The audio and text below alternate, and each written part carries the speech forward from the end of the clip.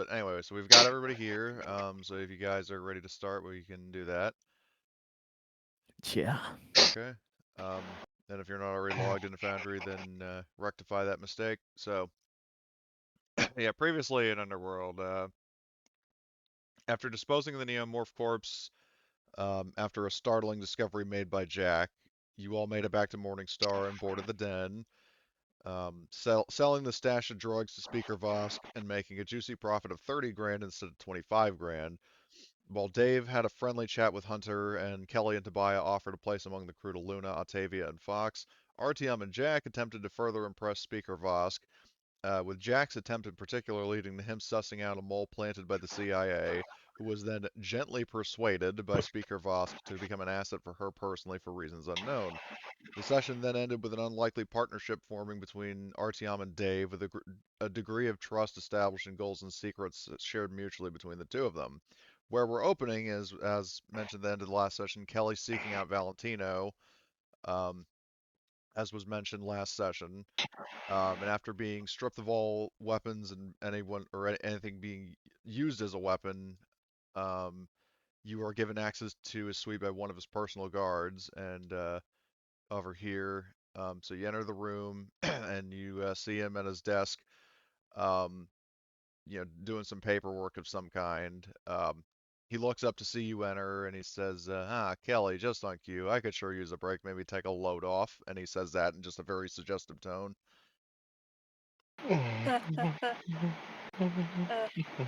Well, it's good to see you too, Val. Um, just you know, came to see you and tell you that, well, your mission was successful. I'm, well, according to Hyperdime, I'm no longer on their, seek and destroy list. Uh, And he has like a subtle smile and says, "Well, that's good." And then that means you are no longer under threat of Hyperdyne sending kill teams after you. That's one less thing for you and your crew to have to worry about. Was mm-hmm. there any other Yeah, it'll reason you wanted definitely, to? definitely make things easier. Just, thought I'd come and tell you the good news. But,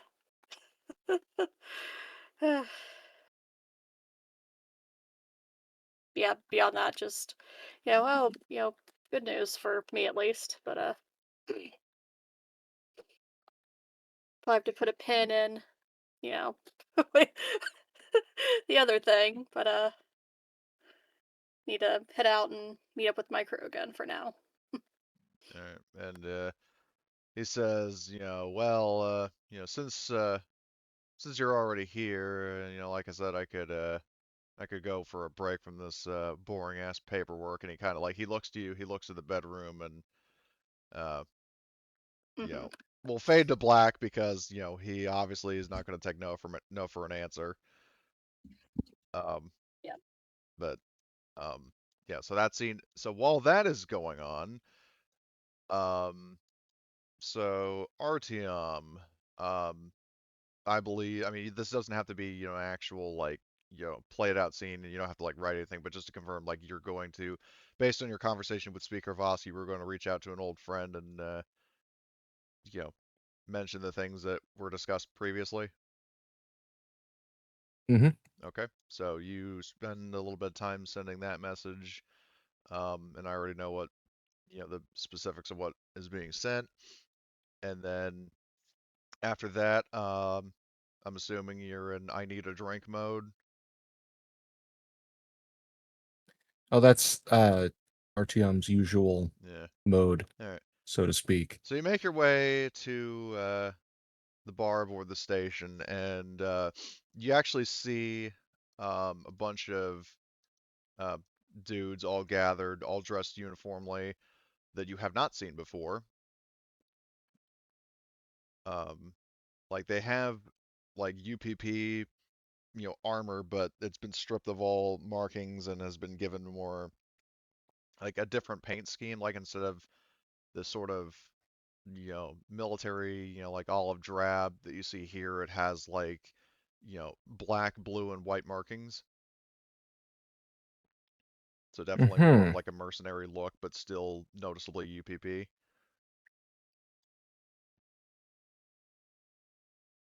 They don't have their helmets on, but they do have, like, uniforms and such. Yeah. Very, very distinctly UPP. Yeah, Okay. yeah. Yeah. And then if you, um, yeah, like if you actually look, you can see like on some of their uniforms that they actually have um like a shared unit patch. Like it's still the like I don't I mean so the UPP, I don't know what kind of shape their uniform patch would be, whether it would just be like like a rectangle or like a pentagon or something, but they all have like a UPP shaped insignia, but the emblem on it is basically like a stylized black knife. Hmm. Um, and yeah, they're just kind of you know just getting hammered and just kind of idly conversing with each other. Well, If you want to approach I'm them. definitely gonna go see what they're up to. Okay. So Introduce yeah, so you myself. approach them, and when they see you approaching, they and they kind of pick up on it. Um, first this guy, but then the other four kind of turn to look at you, and unlike Hunter and the Flawed Squad, who generally have a pretty kind of welcome vibe to newcomers, especially friendly faces. These guys seem kind of, I mean, they've still noticed you, but they seem a bit, at least initially, dismissive. My question for Artyom: do you have anything like any kind of clothing or tattoos or anything that you know somebody from the UPP that would recognize you as being from the Union? Well, the hat on the little character image isn't just for show. Okay. Yeah, He fair uses enough. that to cover up a horrific bald spot. So that's worn like at all times. Yeah. So okay. So and it does have the symbol of the UPP on it. So Yeah. once they, they're eyeing you up and down, and then once these guys notice that, their their demeanor lightens up a bit, Yeah. and Well, um, when I when I get over to him, uh, I'll say, I can't help but notice that your brother's from the old country. and this guy, well, I mean, are you saying that in English or in Russian? Well, in Russian. Yeah. So this guy responds back in Russian, and he says, "Yes, I was not expecting to see someone else from the Union around these parts. Um, how did you end up here?" Ah, money's tight, you know how it is. Uh, so what brought you here? I it looks like you may have a history with the rest of your crew here. And so knowing that you are from the Union, um, he does ask you, kind of looking around. I mean, it's kind of a stupid question because you could obviously, like from his perspective, you know, even if you are, you could still just lie and say, no, I'm not. But he asks, you're not MSS, are you? I'm gonna give a hearty laugh at that one, and like like um lightly tap him on the shoulder, like oh ha ha ha ha, This good guy one, always joking. good one, comrade. Um, so what I am going to have you do is because um, it's definitely something that he's kind of apprehensive about opening up about. Um, I need a manipulation roll because you'll get a little bit of a story out of him, an origin Oh story. boy. Yeah, it's a very low trust society with rumors like even your grandma could be in the Yeah. MSS. You would know Yeah, all about it. exactly. Like, Reporting on you. Yeah, like Yeah. like literally that's written in there. Like everybody is paranoid and suspicious I of take it everyone. we've had downtime, and I probably shouldn't be have stress. having all of these various types of heart Yeah, get attacks rid of all the still. stress results and Yes. any stress, Okay. and that goes for all the PCs. Like if you had any stress from the encounter with Claber, then you can get rid of it. I'd assumed so, but All right. you know, Okay. So yeah, give me a manipulation roll. Wow. If you can push oh, that. it hasn't Well, updated yet. about that Uh-oh. stress. Ah, I think you're gonna be getting some. rats. Okay, you got 2 successes, which is exactly enough. Um, so he goes on to tell you, like he seems, convinced by your reaction to his question, and he, in response to your question about, um, like how do you end up here? He shares a story with you, like, well, he actually, at this point, he seems a bit friendlier to you, and he basically tells you to, pull up a seat, and he orders the bartender to get you a drink.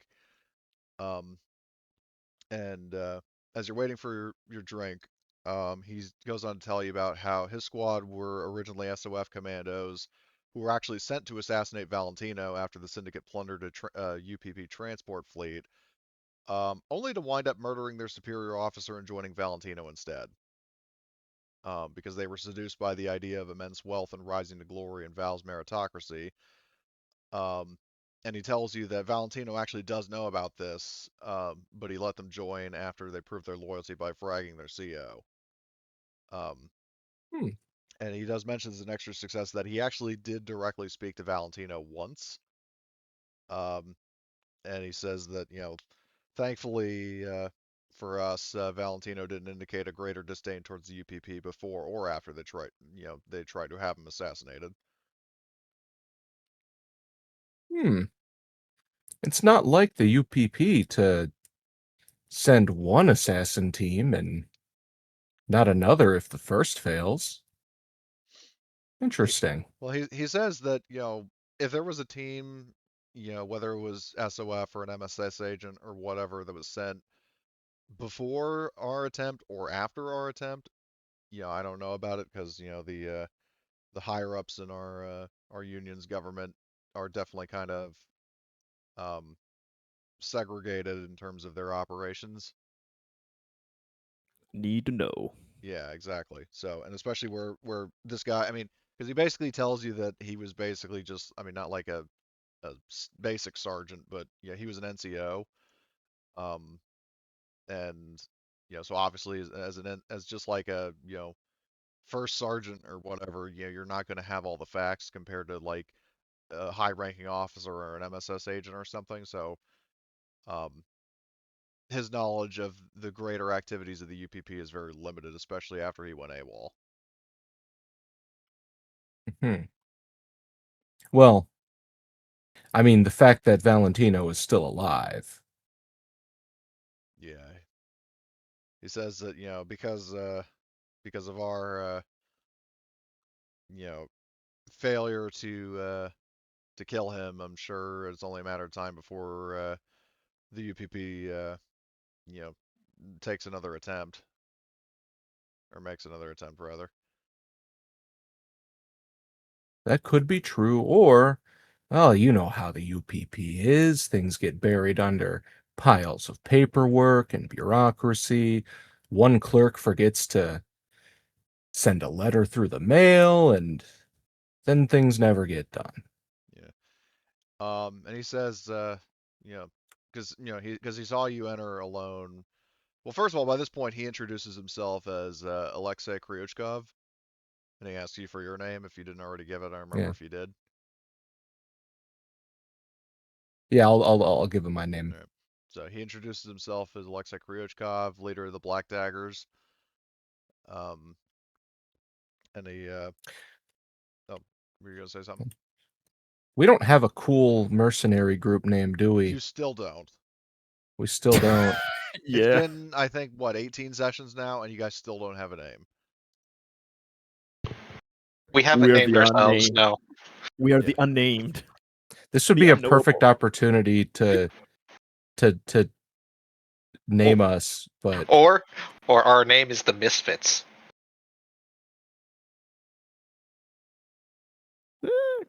Could work. oh gee, what are we, the fucking Island of Valentino's Misfit Toys Misfits. over here? Yeah, Valentino's Misfits. Okay, I mean, I Rudolph the like that. Red-Nosed Reindeer. That could work. Hold on, I'm gonna make a note of that in group notes. The BBW Slayers. God. Mm, Well, from the previous sessions, that yeah. that would be a reference. We're the BBW Busters. I think that just I think that's just Jack's title on our team now. Uh, Symmetric as well. The former is of the two suggestions that I wrote in group notes. The former is funnier, but the latter is more fitting. So We'll do a vote on it later. yeah, Yeah. we'll put it to a we'll, vote. we'll figure that out. So I'll introduce myself as Artyom Vladimirov. The what it's the Merkava is our ship. The Merkava, yeah.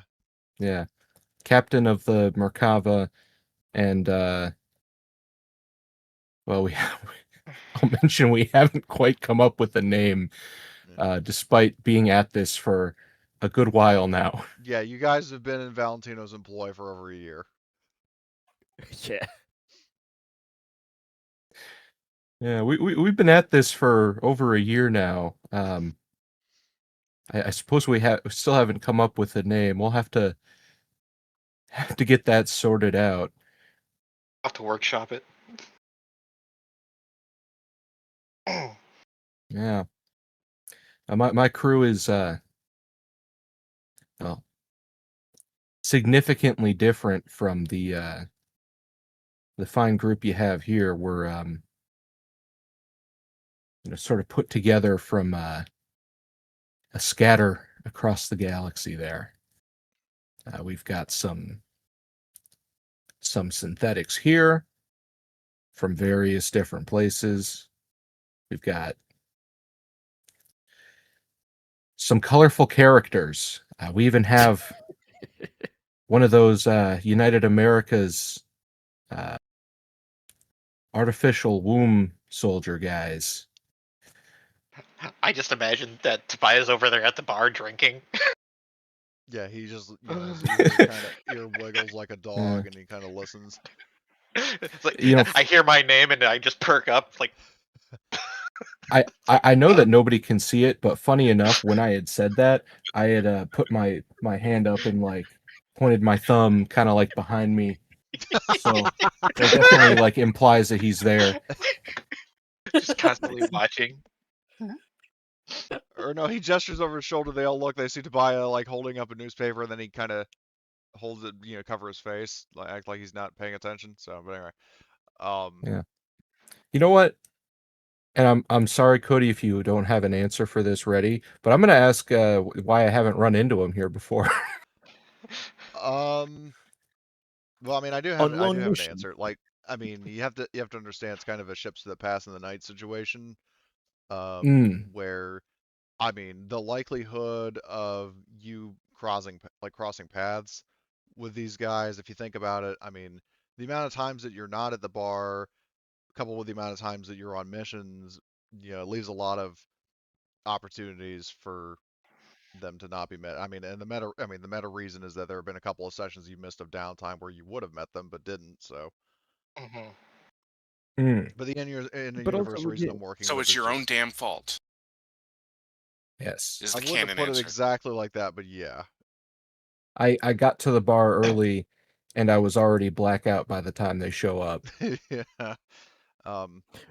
But what Cody says is true. Like, we spend most of our time sleeping and on mission, and then returning back. Like, we only spend relatively little time here Yeah, you've on only base. had So like yeah, being three anyone is luck. three downtime sessions, like sessions that weren't just like temporary waiting between missions. It's like only I think 3 sessions of the 18 that we've done that you guys have like spent the majority of it at the station. So Hmm. Hmm. yeah, like you have to figure that these guys have been out and about during that time. Yeah, So probably just as much as we have. yeah, and you also have to consider that their ship might not have I mean, some crews are given ships by Valentino, like for example Lombardi's Lions, and then obviously you guys. But other crews, such as the Flawed Squad, have their own ships, and obviously the crews that have their own ships um, might not have like the same level of FTL. These guys might have like slower ships. Oh no, these guys are probably in a UPP shit Yeah, box. yeah. Well, they don't have a Kremlin, but they do have their ship. Kryushkov tells you that it would be um, sort of like a UPP equivalent of like a Corvette. So it doesn't quite have the strongest FTL Oh. drive, but Well, buddy, it's not about the size of the ship. It's about the motion of the ocean. Oh God.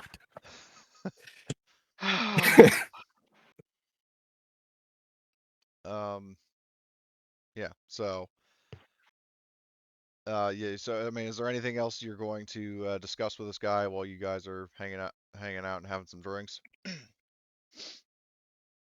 Oh man. I could have swore I wrote notes for something just like this, but I'm struggling to find anything.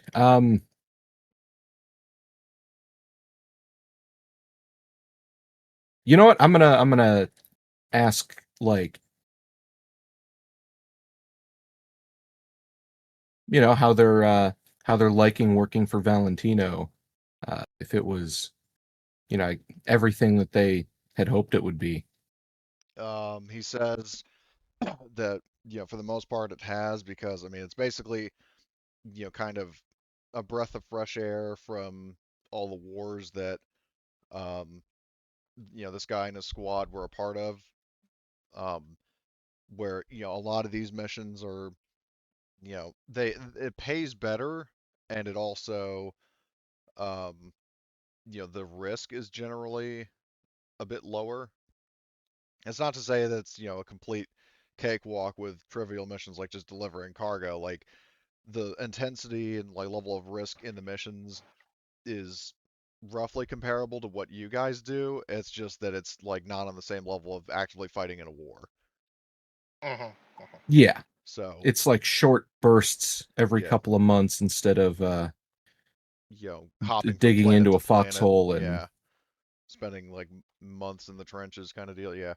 Um, so, yeah, I mean, it's you know, less stressful and it also pays more.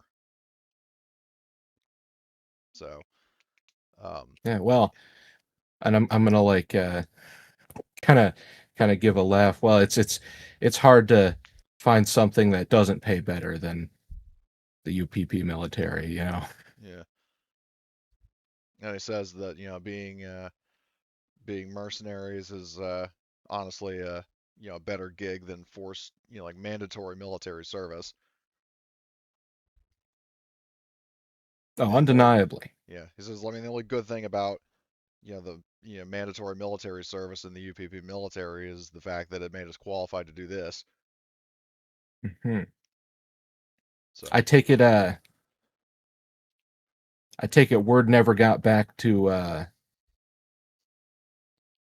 whoever sent you on your mission about your officer, because I uh, mean if you guys have any family and they find out about that. like Kryushkov sighs and says, admittedly, that is my only regret about about going AWOL. Um, I mean, as far as I know, um, nobody has caught on to the fact that our mission ended with my squad and I deserting, because anybody who didn't side with us were killed. It wasn't just the CEO, but thankfully there were comparatively few casualties. Like he's basically saying that the majority of the unit deserted, and it was only like whichever crew members didn't want to were killed to leave no witnesses. It's very fortunate.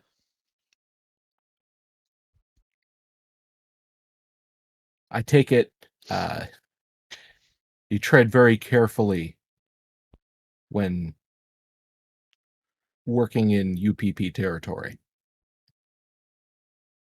Um, he said, like he says, yeah. I mean, a in our case, as a you know Valentino, when he learned what we were sent to do and the fact that we chose him over loyalty to our nation, um, in our negotiations to join the syndicate, we actually managed to strike an agreement to minimize the amount of missions that would send us into the Union.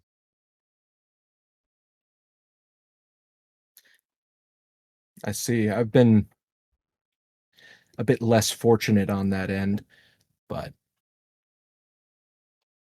well, nothing too consequential as of yet.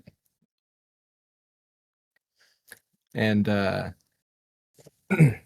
I'm gonna kind of like signal that, body language that I'm gonna Head get out. up, Yeah. but before I, fully leave, I'm gonna go to the bar and I'm gonna pay their tab. Okay. So let me just double check how much beer is worth. Oh, these are Russians. They're drinking vodka. Yeah, where's hard liquor? Yeah, well, $10 to $500 per bottle. I'll just say, I mean, if it's one bottle divided among, yeah, it's just $10 for all their drinks. $10. Yeah. All right. I'll, I'll load them up with like a couple $100 worth of credits or whatever. All right, you're giving a couple $100 For next time. for drinks. All right, well, Yeah. he just like the, these guys definitely kind of, lighten up, and they, raise their glasses in Artyom's name. Um, and you know, Kryushkov says, it was good meeting you, Artyom. Best of luck with your future endeavors. So, with that scene addressed, let's see. I think, was there anything else on the to-do list? Um, Let me just double check because I think yeah, I love the message that I only just checked Discord what Scrooge was mentioning. Um, so those, okay, and then so Jack, you actually get a or actually no, hold on, sorry, that was the wrong set of notes. Disregard. Well, actually, I mean, you all do get text, including the FNG, like Artyom, basically like right after you leave the bar, your phone, um, gets like each of you, including the newest PC, get a text from Speaker Vosk, just says mission time, get your ass to the briefing room. Uh-oh, SpaghettiOs. Have Um, we like in character met the new PC yet, or no, but this is when you're going to meet him. okay, great. Um, so, because I was going to say that, like, as you were all gathering to Speaker Vosk's office, you actually notice that there's a sixth person here. And likewise, he notices um, all of you, which I don't know, Scrooge, if you're there. I see you're muted, but I am here. all right. So you see each other, but you don't really have time to get acquainted just yet. But you do get the idea that if you're all being gathered here, you're likely going to be walking out together. Um, but yeah, so I mean, I'm not going to move all the tokens into the office, but you see Speaker Vosk. at her desk, and she, when everybody piles into the room and closes the door, she says, "I hope you're a fan of diplomacy and ideally good at it, because if you aren't, boy, do I have some bad news for you.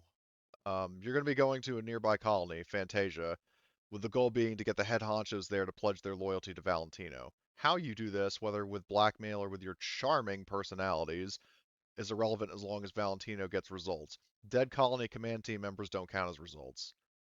And she will hand over a dossier to, I guess, RTM, and says, whenever you have the time, give that a read.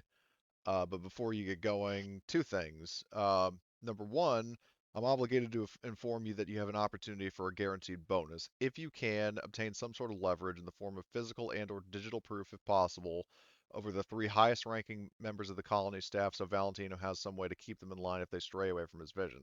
The other thing, she gestures over to this chap, is you have a new crew member, and if you think it's up for negotiation, then you've had better thoughts. This is kind of rotates her hand like whatever the hell your name was. I mean, she doesn't say that Fergus outright, but McGregor. yeah, she Hello. says yeah, and just kind of points and it's like yeah, what he said. Um, it says and then says to Fergus, it's like and then um, these merry fucking ears are going to be your new crew after what happened to your last one. Um, Mm. sort of getting Yeah. saddle up with these guys as a second chance. Tobias just raises his hand and holds it there. She glares at you but doesn't actually acknowledge it. I'm gonna reach up and I'm gonna grab his hand and like slowly lower it. I'm just like, What? Slowly lower it? What? Yeah, uh, for dramatic Slowly, effect, of course. gently. yeah. He whispers in Artyom's ear, What? You You cut got cut out. out. what happened to the last one? Well, We can ask him later. yeah. So, what I will do, I mean, because I already shared this like almost 2 months ago, but I will pull up the mission dossier for this particular mission so you guys can Oh, yeah. we were focused on the bonus ones, so we didn't yeah. look at that thing. So all players set to observer on Fantasia mission dossier, and I will. Is there a way I can just show? Hold on, wait. Show players. Um. So if you want, I mean, are you able to cycle between the 4 pages here? Yep. All right. Yes. 0, So- 1, 2, 3. Yep. Well, there's information on Fantasia and then dossiers on the three highest ranking people. Nice. So. Do we have to assassinate a wizard mouse? Oh, that's a deep cut. We have to blackmail it, actually. Well, knowing what it did with that broom, I think we got plenty of material for blackmail. um. So. Yeah, you have. I mean, Speaker Vosk already gave you your objectives, which is again to get this colony one way or another to pledge loyalty to Valentino. Um, and as a bonus objective, if possible, if you can obtain some sort of leverage on any, but preferably all of these three people, then you get a bonus objective like automatically. And also in terms of payment for the mission itself, you are looking at a pay of, hold on, where the hell was it in my notes? 20 grand. Well, actually, what I'll do is I will, hold on, because we've got 6 people, I will bump it up so it divides more evenly to 24. So then it splits evenly 6 Okay. ways. Okay, cool. So 24,000 for, you know, accomplishing this mission. And obviously, as mentioned before, the 2 mission failed criteria are number 1, you kill 1 or more of these people, and number 2 is obviously they just don't join the colony or don't join the cause. Mm-hmm. So. Well, well. it might be time to use some of the special concoctions. Oh God. Non-lethal variants.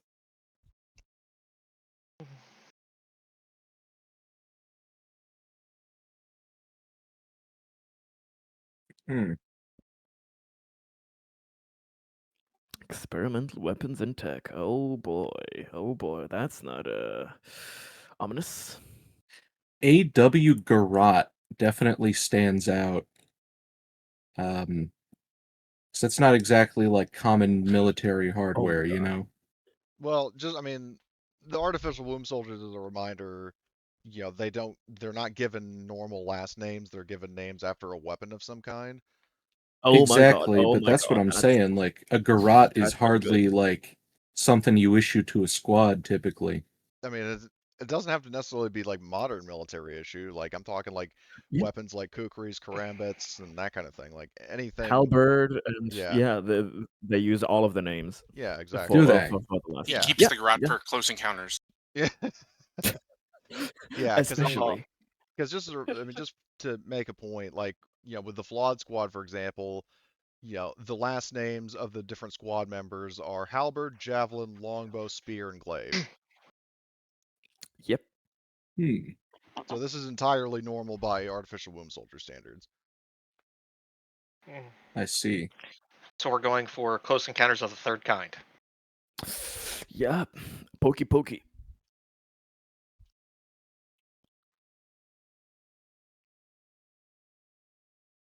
Okay, we have information about each of these people. Okay. You also have information on the colony itself, which again, for emphasis, is that unless you are an android and unless you are in favor of going insane very quickly, you're going to want some sort of sealed air supply while you're outdoors.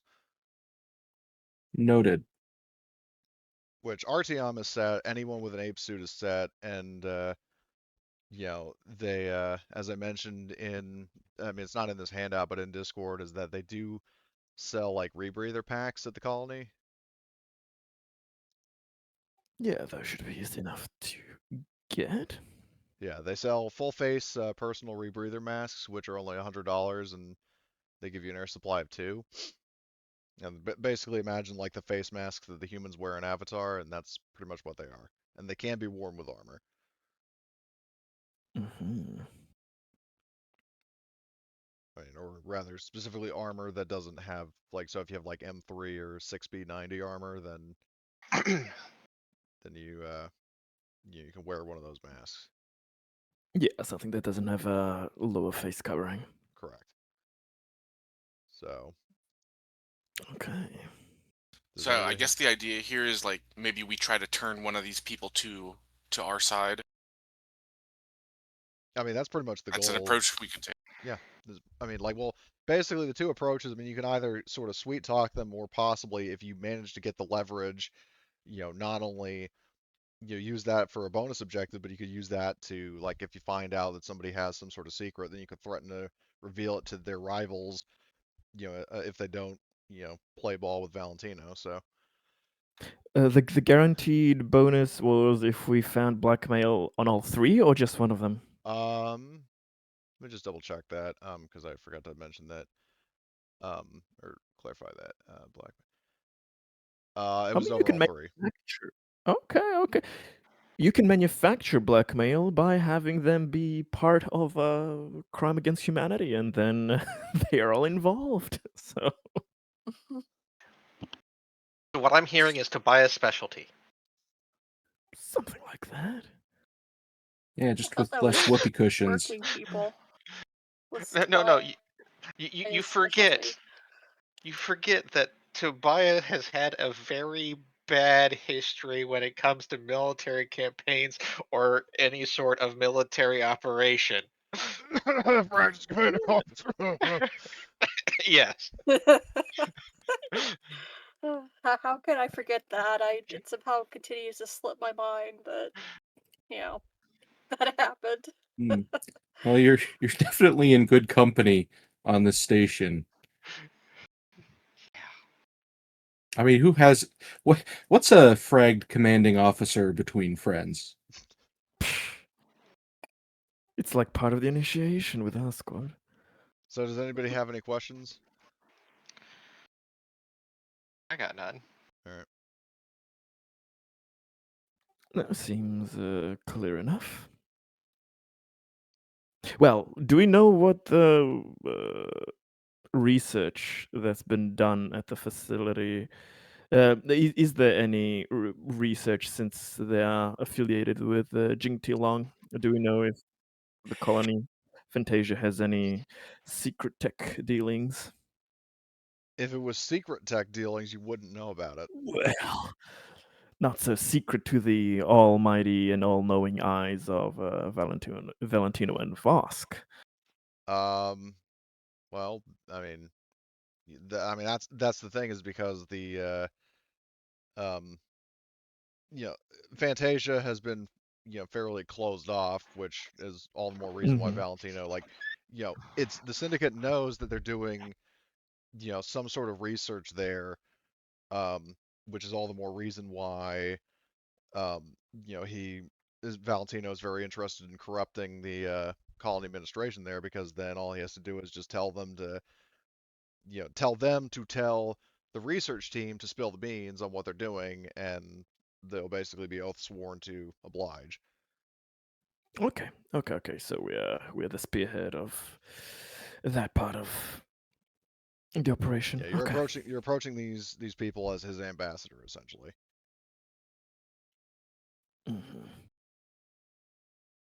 So what I'm hearing is Halo drop into the colony. Uh, that's not what ambassadors do. That's what special forces teams do. Yeah, but we're not we're not gonna be like openly, hey, we're ambassadors of this crime syndicate Yeah. until we, Till we have the get on blackmail in board. hand. Yeah, we're gonna need a cover story. Yeah. Uh, hmm. Because I mean, something you do Good have to question. consider is that the ICSC is not a formal government. It's basically a government of corporations. So Hmm.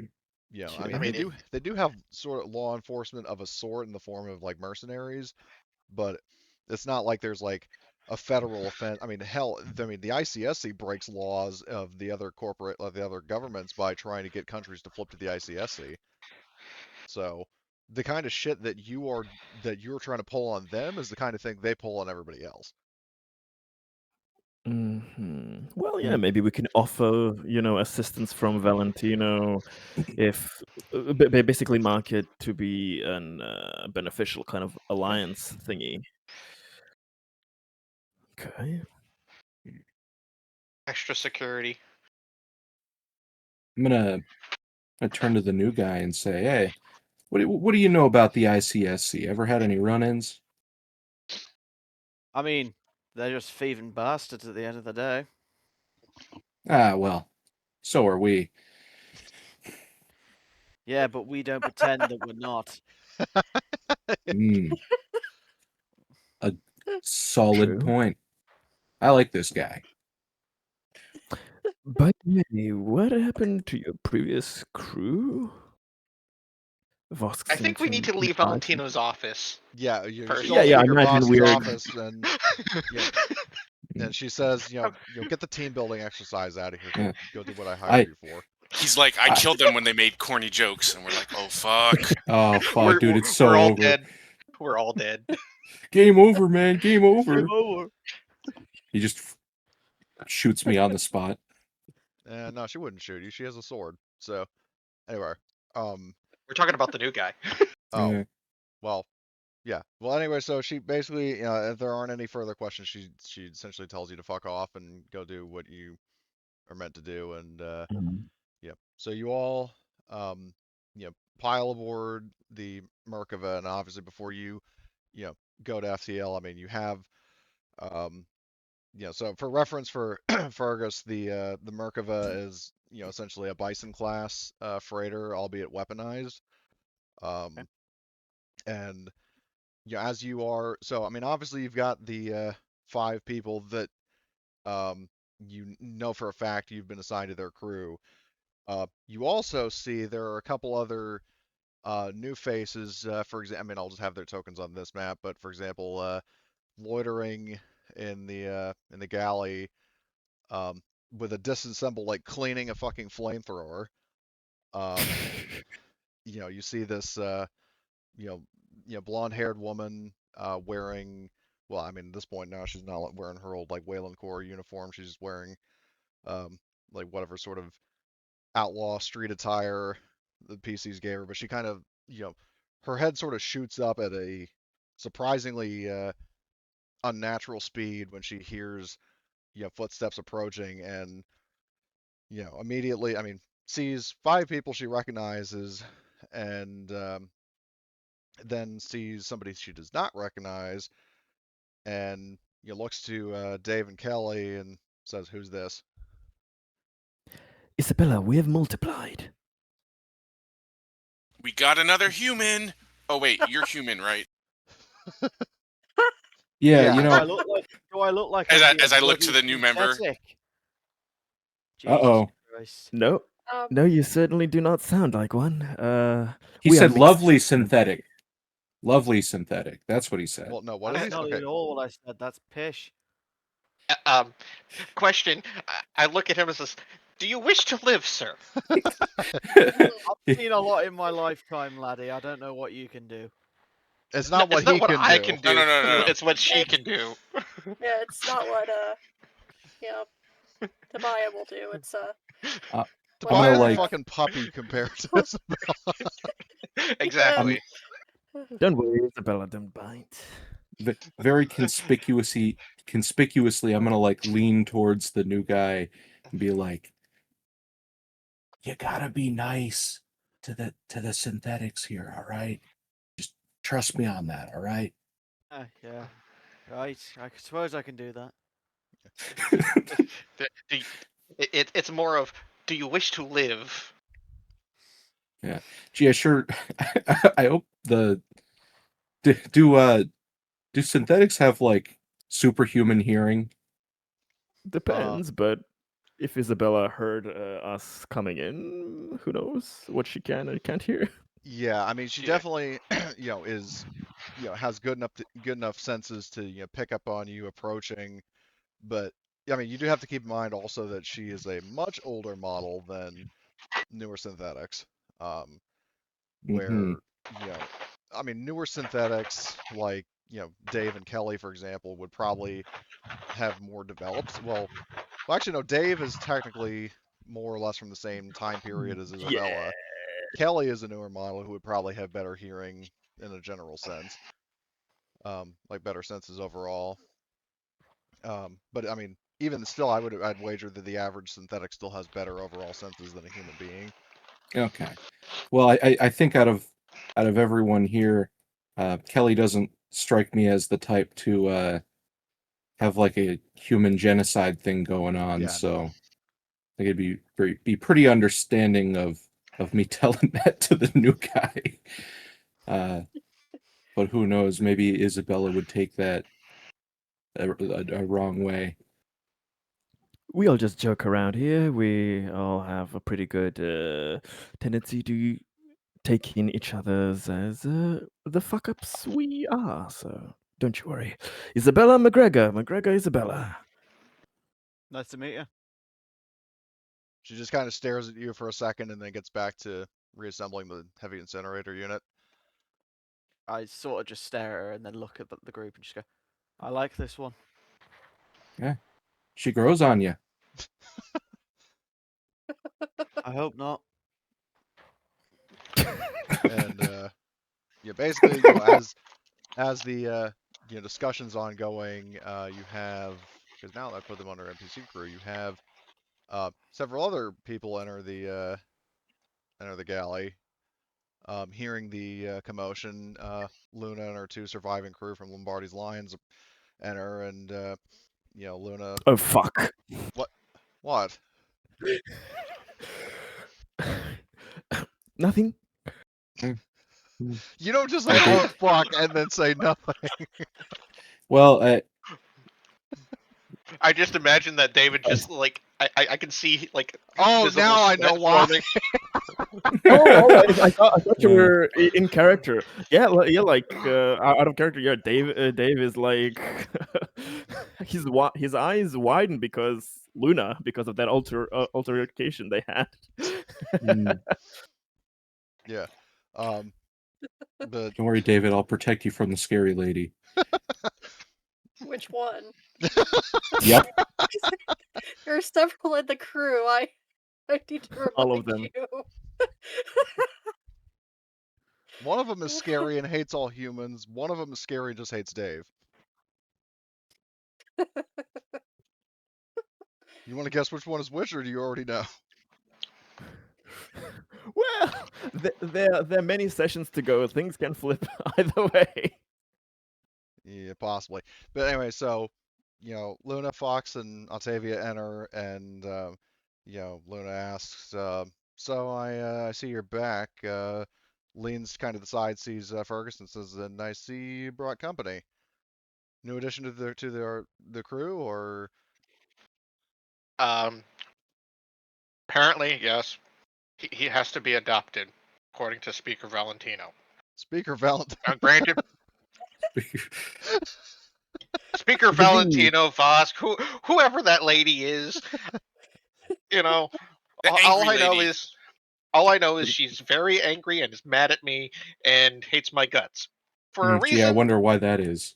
that I may or may not know of. Do you Oh say my that in god. character? That'd be pretty funny. Yes, I do. I say it like that. Exactly. And then Jack pretends to look, Mm. pretends like he's not paying attention. I'm gonna turn No, around to check that Jack we just closed her laughs. door on the way out. Wait, who's doing what with the door? RTM? I'm gonna turn around and make sure we close the door on the way out of Vosk's office. Yeah, no, the ship is already We're, the ship's already yeah, detached, and you yeah. We're on just our ship. kind of Oh, we chit-chatting are? before you're aboard the ship safely. I just have the tokens on the Okay. map, so the crew Yeah. can actually be seen.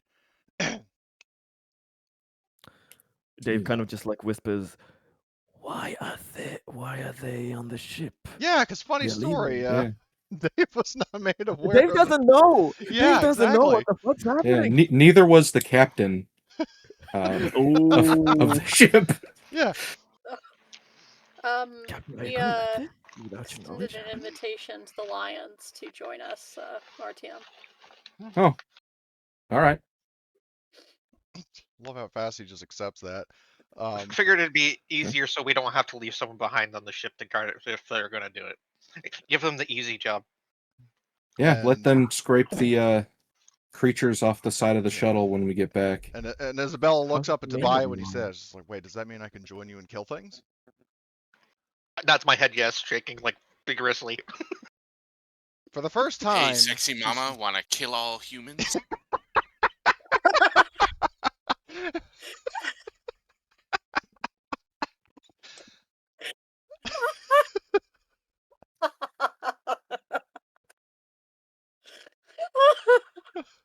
if that wasn't a Futurama line, I'd put that down of context, but but yeah, so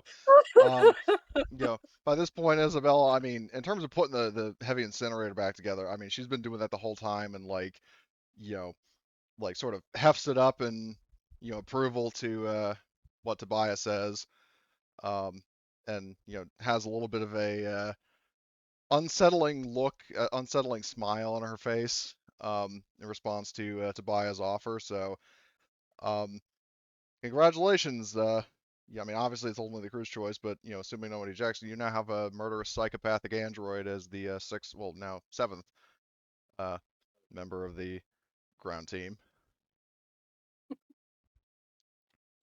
Because basically, just as a reminder, when Tobias and Kelly offered the remaining Lions a job, I mean, it was basically just like, hey, you guys stay aboard our ship whenever we're on mission, so we don't have to leave somebody behind to guard it. Yeah, so somebody can pick us up if we're, Yeah. a bit farther away or something. Yeah. Yeah, and then I mean, or worst case scenario, if it was a particularly dangerous mission, Yeah. then you have extra manpower. So I mean, you have a number They're of the options. support. Yeah, you have a Yeah. number of options of what to do with these guys. So And in terms of cryosleep, because you have, let's see, so 4, 7.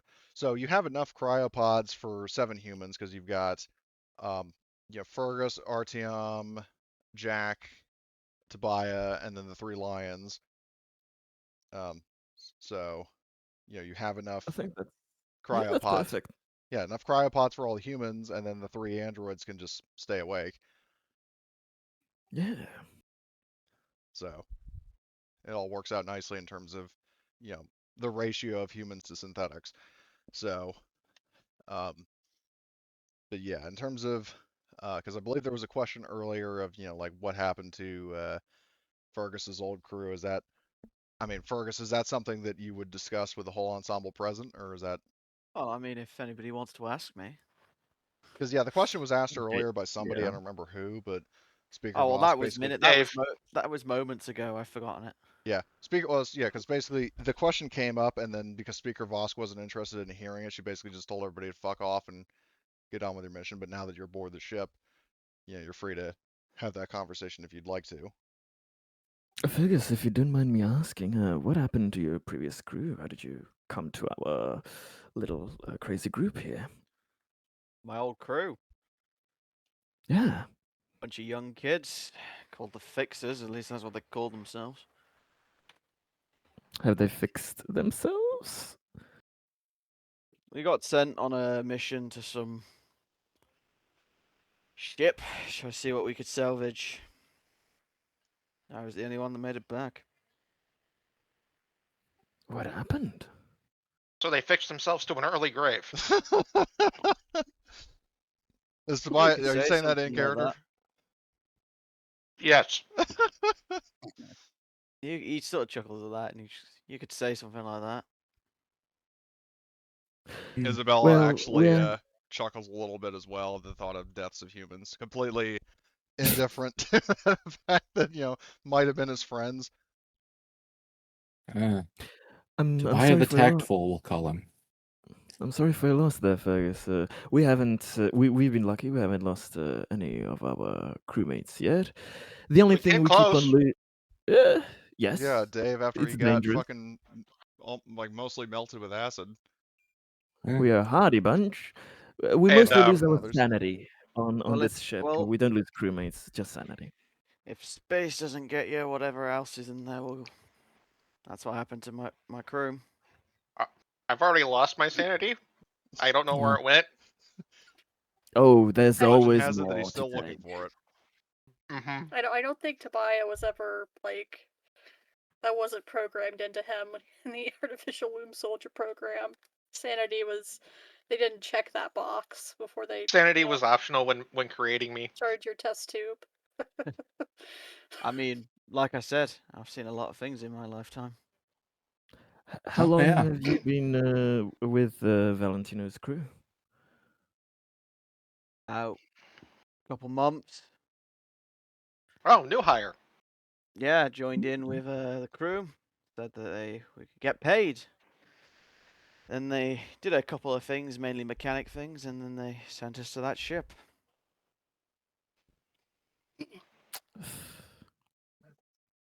Question: You Well, didn't happen to you'll kill have your better luck commanding with that. officer, did you? I'm a mechanic. I don't have a commanding officer. Mm. I fix Okay, good. things. I don't kill We're good. things. Oh, that's my job then. And points to Isabella, her job. I sort of look at Isabella and go, what's her deal anyway? She's been giving me the eyes. Got in. Oh boy. Put it Recently, this. recently it would have been just the eye, but yeah, now it's the eyes. Um, uh, she had a tough situation. We salvaged, saved her from. A very large, rotund man. She is synthetic. Mike. Yes, as am I and Kelly here. Right. We've all had our different circumstances that led us to try and choose a different life here with this crew, and it's been going swell.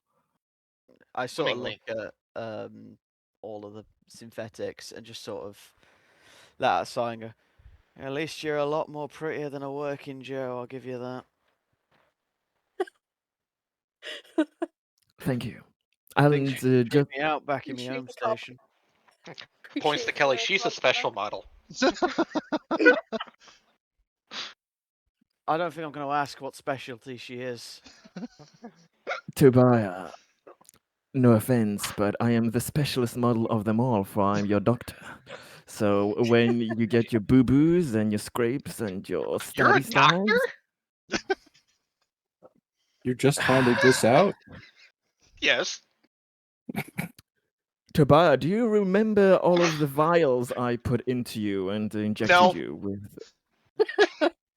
Don't you remember all the Okay. liquid he's been pumping into you? Oh dear God. I'm gonna look. I'm gonna look at the doctor. I'm just gonna. I think if I get injured, I'll tend to myself. If it's no offense to you. As you He wish, only, as you wish. But he I only does the have. experimentation once in a blue moon. Don't worry. You'll probably be the last one that he'll experiment on. That's I right. volunteered. I experiment on no one. No. I You experiment on me because I volunteered. You just don't remember? Nope. I I just think I'm remember just- volunteering. That's I think I'm just gonna kinda look at the whole concerning. group and just sort of go, "The fuck did you get yourself into, McGregor?" Uh, We have not lost a single crew yet. So as said, only sanity. Only sanity. You'll be safe with us. Sanity? And We had sanity? some of us did. We keep loaning it to you, and you keep losing it. Yeah, but this is a very, some yeah, in of us terms of did. sanity, I mean, we've got the murderous human, like, misanthropic android, the mad scientist medic, the crazy artificial womb soldier.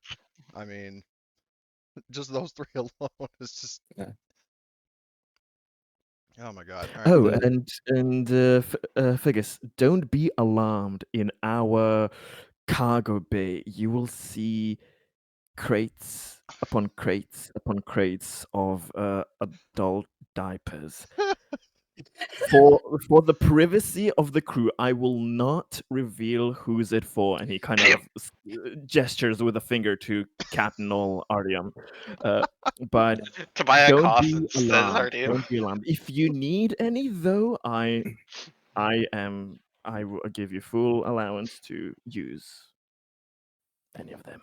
Yeah, I just had a funny I'm thought. like, Maybe you got the diapers from Mikey's ship. Mhm. oh God. It would make sense where they're from. Yeah. Well, Where else plus- would you get such a significant supply? Plus, they're extra large, so he could wear them as like a poncho. I mean, Extra large, you could use them as a fucking parachute. Yeah. I I'm gonna think- like They've been great to hide things in when we were doing the smuggling jobs, so they have a multi-purpose function. I think well, after you say that, McGregor's just gonna stare at you all and then just go. For the first time in my life, I wish I wasn't a synthetic so I could delete that information from my psyche. I'm you'll be gonna fine. like look to McGregor here, and he means well. There's some things about people that he's still kind of figuring out, but he means well. I can tell. What are we trying to figure out now? Fergus, I promise you we're not all, playing with half a deck. It's a. You have half a deck? Some of us are rolling dice. You've been holding on us, Kelly. Some people have marbles, others are rolling with dice. Marbles? Where's those marbles? I need marbles. Yeah. They've been playing chess He while we've does. been playing Fortnite. Yeah. They are in the sleeping pod, Tobiah. It's time for your bedtime. They're in your Oh sleeping God. pod. Anyway, if there's, Baby. I mean, I don't know if there's more to the scene, but we can fast forward to when you guys are, well, so the journey to the colony. I will pull up the Stars in the Middle Heavens map. You guys are going. Fantasia is actually right here. It is very close by.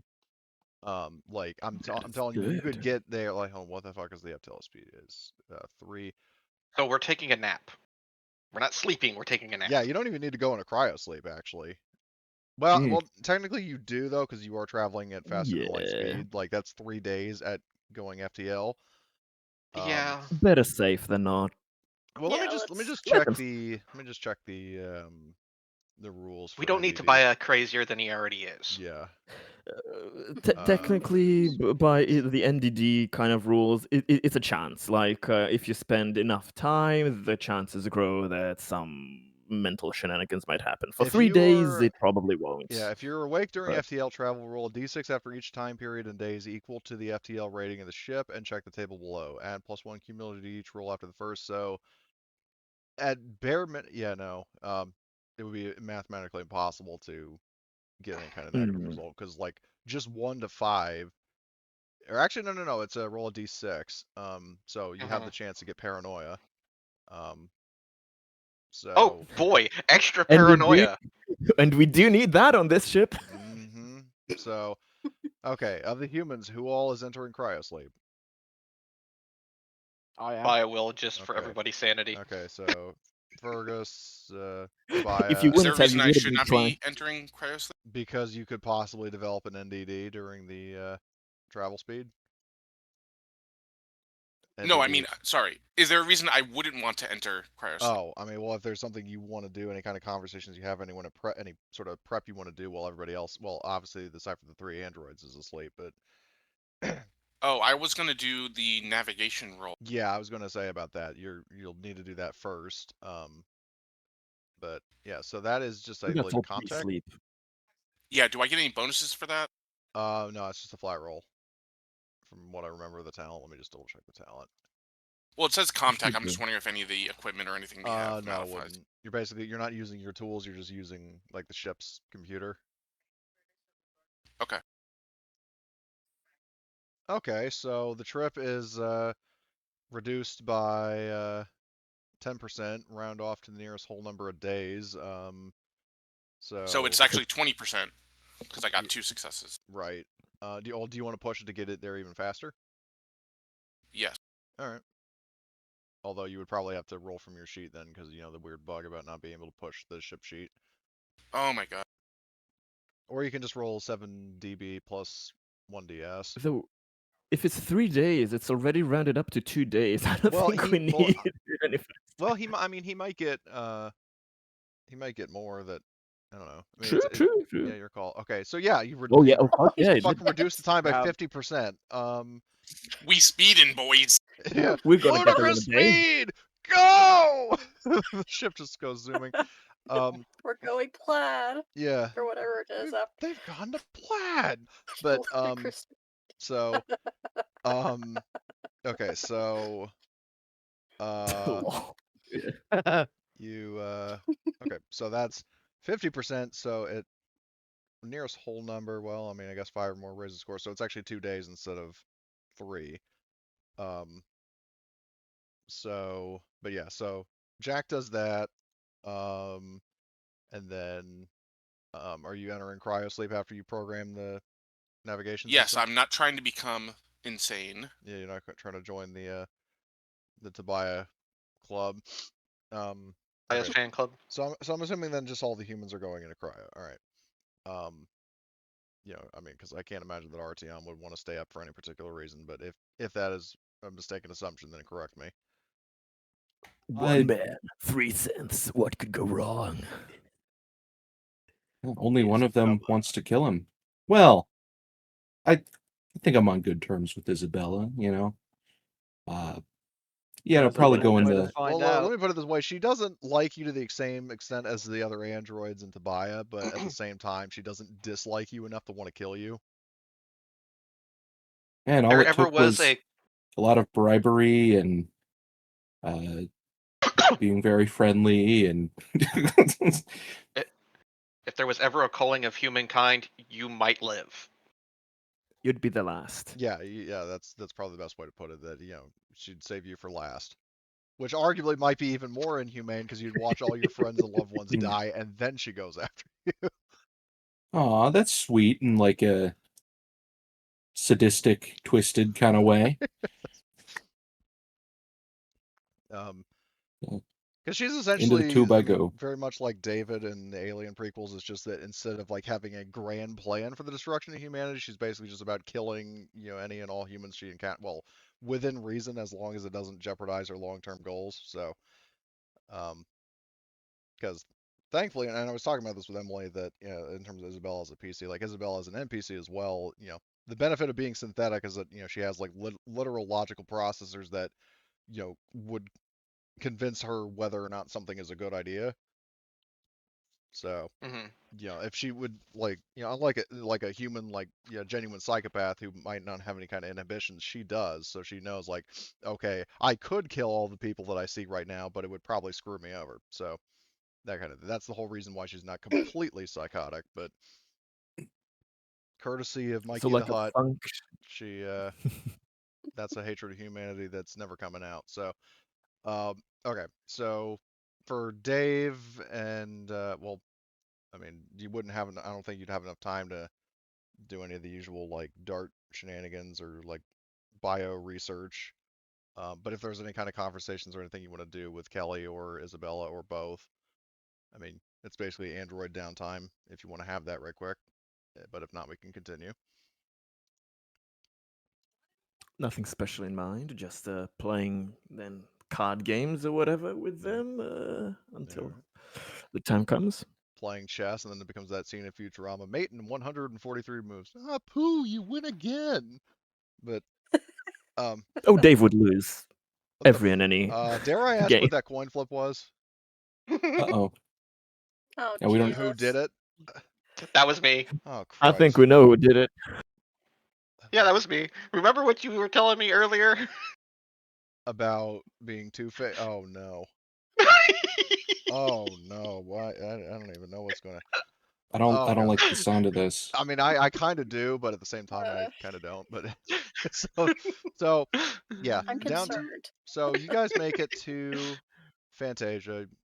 You come out of cryo sleep and have a meal and all that.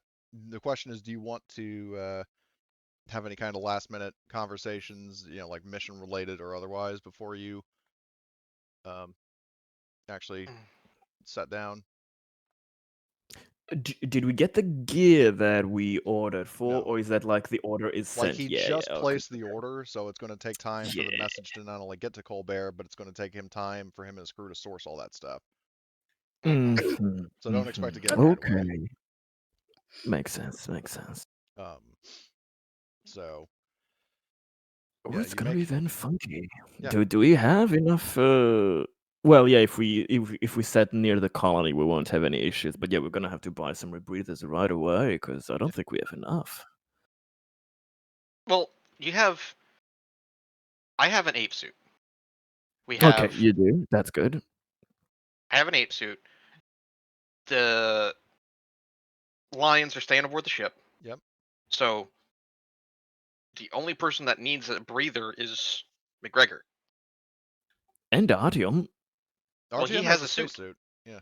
Yeah. Oh yeah, he has And I his believe thing. Jack, you Okay. have an ape suit as well, right? Yes. Okay. Okay. Okay. Yeah. So, I mean, but the good news is, like I said, they do sell rebreather packs at the spaceport. Yeah. Yeah. So I mean, it's just $100. So which and No he has a issue. good amount of starting cash, so you can just buy one, or someone can buy it for him, whatever you want to do. And obviously, Kelly and Isabella do not need. I mean, if you know, if they were to, if either of them were to try to blend in as humans, obviously, yeah. But Isabella has no intent of. Uh, blending in. yeah, no. Yeah. I think for now I will purchase one of the rebreathers, just to Yeah, try and blend it. I'll, I I'm know gonna Isabella purchase doesn't one. care, but I'll try and You offer it to her, and she swats it out of your hand in disgust. Mhm.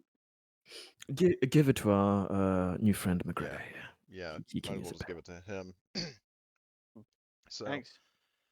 okay, so you you do that, and so I don't have a map of the colony, but basically what you're So just kind of a little bit of theater of the mind here. So, when you touch down, the skies are kind of like it's a very, rocky planet, devoid of any kind of like foliage. Um, Hmm. for the most part, the sky is, the sky itself is kind of a, light yellow color. Um, and the air, the atmosphere has kind of a swirl to it, if that makes sense. And it's just when once you actually touch down. Which speaking of, I need a piloting from RTM to set the ship down for planetfall. Oh.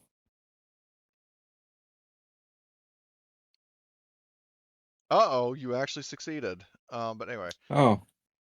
I won't be um, doing any flips though.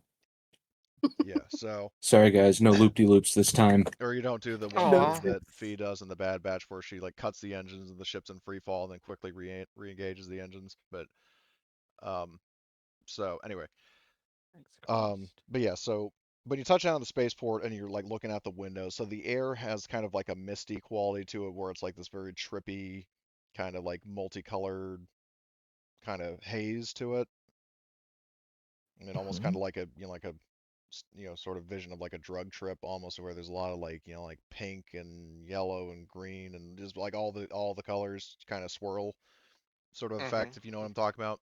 So it's not so thick that you can't see through it, but there's definitely a very distinct haze in the air that aligns with what you've been told.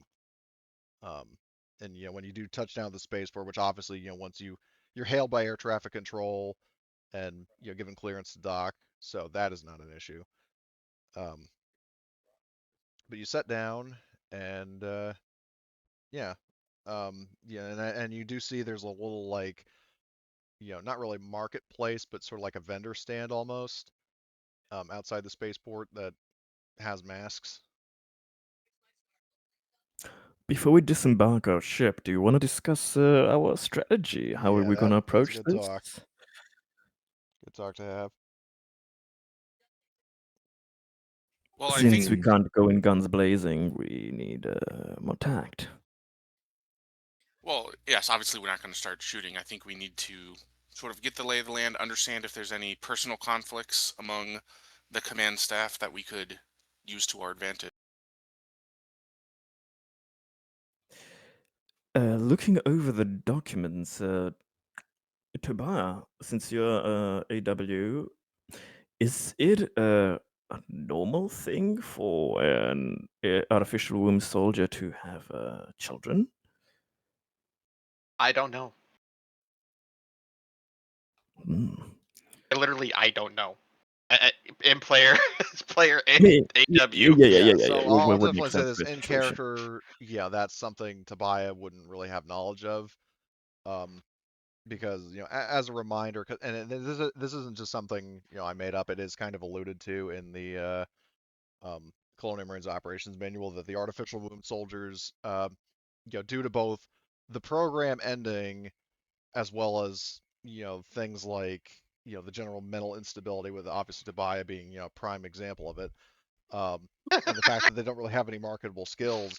Yeah, the artificial womb soldiers were being basically decommissioned like the clones in the Star Wars, and in some cases marked for termination. So Like the Flawed Squad. yeah, exactly. So Yeah.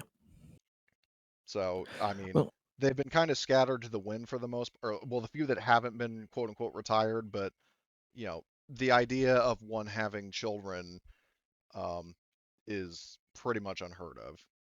Not that they're yeah, that's what kind biologically of. incapable of it, but Mhm. just that it's not something one expects. Yeah, that's what kind of Dave was alluding to, that he hasn't heard of Yeah. situations like this since he knows they are specifically bred for specific purposes. So he kind of suggests that, well, the easiest pressure point is always taking advantage of loved ones, but it comes high risk, high reward situation. So especially with the reputation of instability with AWs, no offense to Bar, uh, even though it Instability could about be what? never mind, even though we could have much to gain by investigating the sun angle at the same time. If we do anything wrong, we could be in much greater danger than anything we've ever seen. I don't know what you're talking about. I didn't do nothing. Yet. But that's the only lead I have for I mean, now. Mechanics talk, so I can head down to a mechanics bay and see what I can find. Yeah, that's a possibility. Good idea. I wouldn't mind some backup though. If I go down. Yeah, I can go And down with you as well. thanks, I was going to ask you actually. I'd rather have so far the only other sane person I've seen. Well, Even though you're not a person, Oh! but you know what I mean. Wow. True. That's I- because she's a roughneck like you. Yeah, yeah. well, I'm, Careful what you say to the K1000. I have your back. Just kind of, you see Kelly is kind of taken aback, like, "Oh, you aren't a person," but I just kind of shake it Yeah, it off. reminds you a little too much What do you mean? of I'm a lovely guy. I'm a lovely guy. a certain someone whose name rhymes with Valentino. I'm just a little old guy. Are you sure you're a little old guy? Well, Just a wee bit I mean, I'm robo-racist. 54, so That's a you wee know, lad. I've seen some shit in my time. Oh, where's the Yeah, the mechanics can go do that. Yeah, here's an accurate I could character image for Fergus based on what he just said.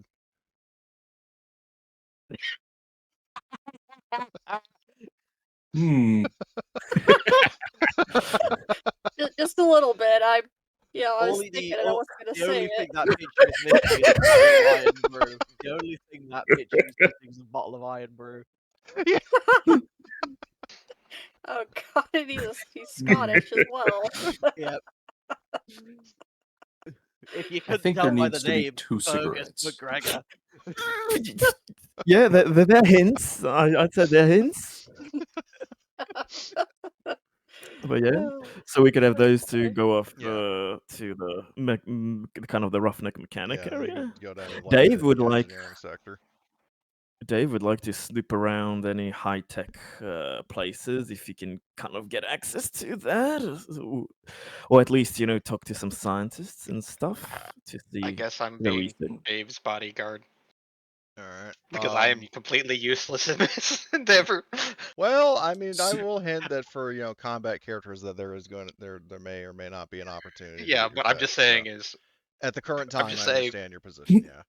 yeah. Dave is a fragile little beauty. He needs Yeah. protection. So what I'll do is I have a map for the Colony Operations Center, which I will. So I'll divide the tokens up into groups. So we've got Dave and Tobiah going off to maybe the medical bay, or to Yeah, hang out with the science something team or like that.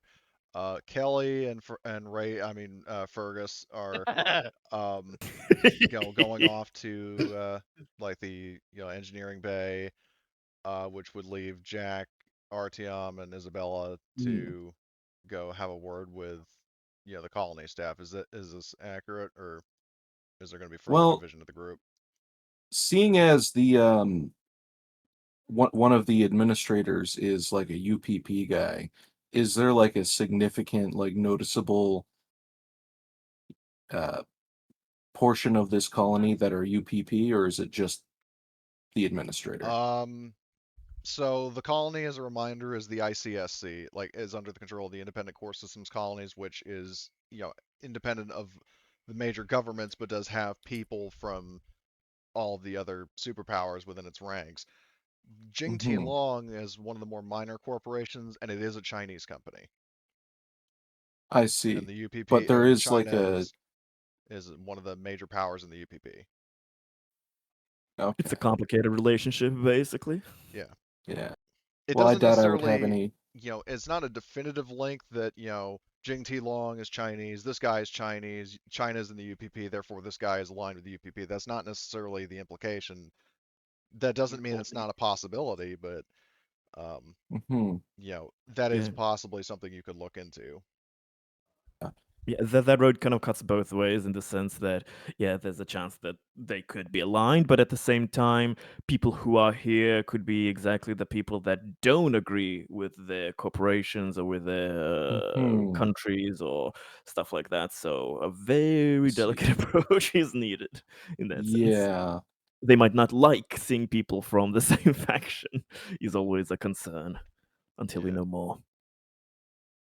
Yeah, because And potentially if plus, this I mean, guy, turned against the UPP, then he might, have a very belligerent relationship with the UPP, even if they're not really, hmm, even if they're like powerless to really do anything to hold him accountable for turning his back on the Union. yeah. But And that it's again is not if he like, was part of it. and I mean, it's not like probably with people from the Russian side of the UPP, I'd probably have like a, better kind of understanding with, but even like within the UPP, there's sort of a little bit of tension there between Oh yeah, the the Russian and Chinese Chinese half and side, the yes. It could yeah. be. It could be. There are people amongst them that are not too happy Also, the about joke what that happened. that Fergus just made in chat. I mean, you and Speaker Vosk would get along like a house on fire if she knew that. Like, holy shit! Like, you have Robophobic? No, no I'm not idea. afraid of them. I just don't like them. No, that's like the line in Hasman Hotel. I'm not homophobic. I just hate gay people. I'm not afraid of them. I don't like them. Yeah. Um. So. Um. But anyway. Uh. Yeah. You. Yeah. So. I guess we'll go schmooze the administrators. We're gonna leave Mecha Hitler out here, though.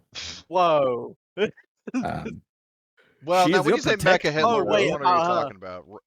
the Well, the genocidal robot. Oh yeah. her.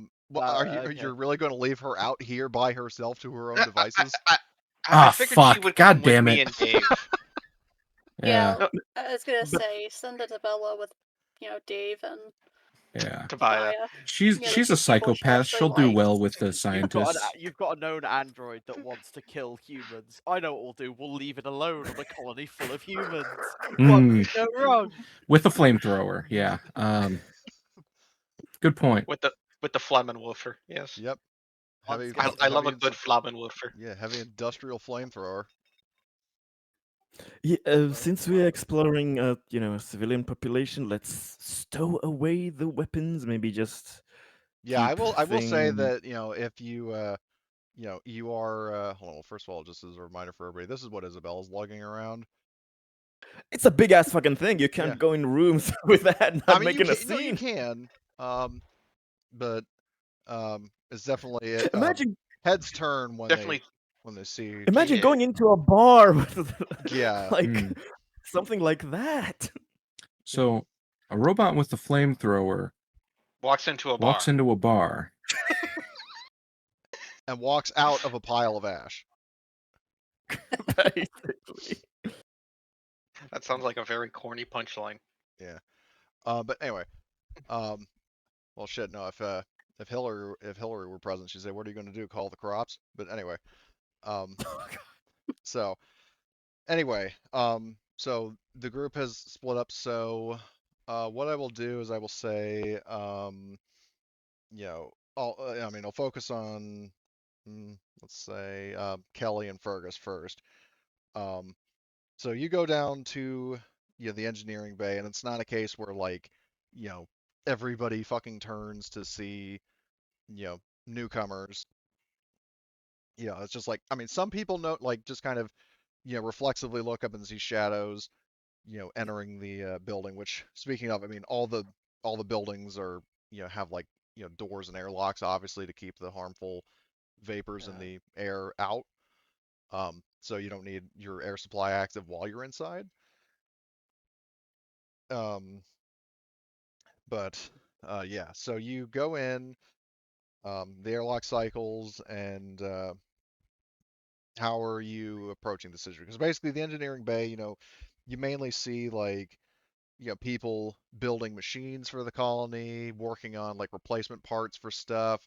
Which also, because I forgot to bring this up, when you were coming in, you actually did see an atmosphere processor. like somewhat nearby, like not directly next to the colony, but like like if you had like a vehicle to drive over, it would probably only take you like 10 to 20 minutes to get there. Um, Okay. but they're working on repairing vehicles, building stuff, repairing colony equipment, that sort of thing. So my question for the two of you is, what are you going to do to try to blend in or perhaps get more information? Like, what is your approach? I mean, might as well help people. Yeah, you can do that if Sort you of. want to, you know, Yeah. offer Yeah. offer your services and um, you know, you get like basically I'll say that each of you can do a heavy machinery roll to help try to fix something. And if you succeed, then you get you know depending on how well you do, you definitely get a better kind of reaction um from the work staff. Yeah. Is there like an elevator that goes to it, or is it just through some doors? It's just like basically, I mean, it's a for the most part, like the majority of it's a one-story building. There are offices on the second Okay. floor, um, but it's basically just like for the most part a large open repair bay kind of place. Yeah. Large enough to have some space for vehicles.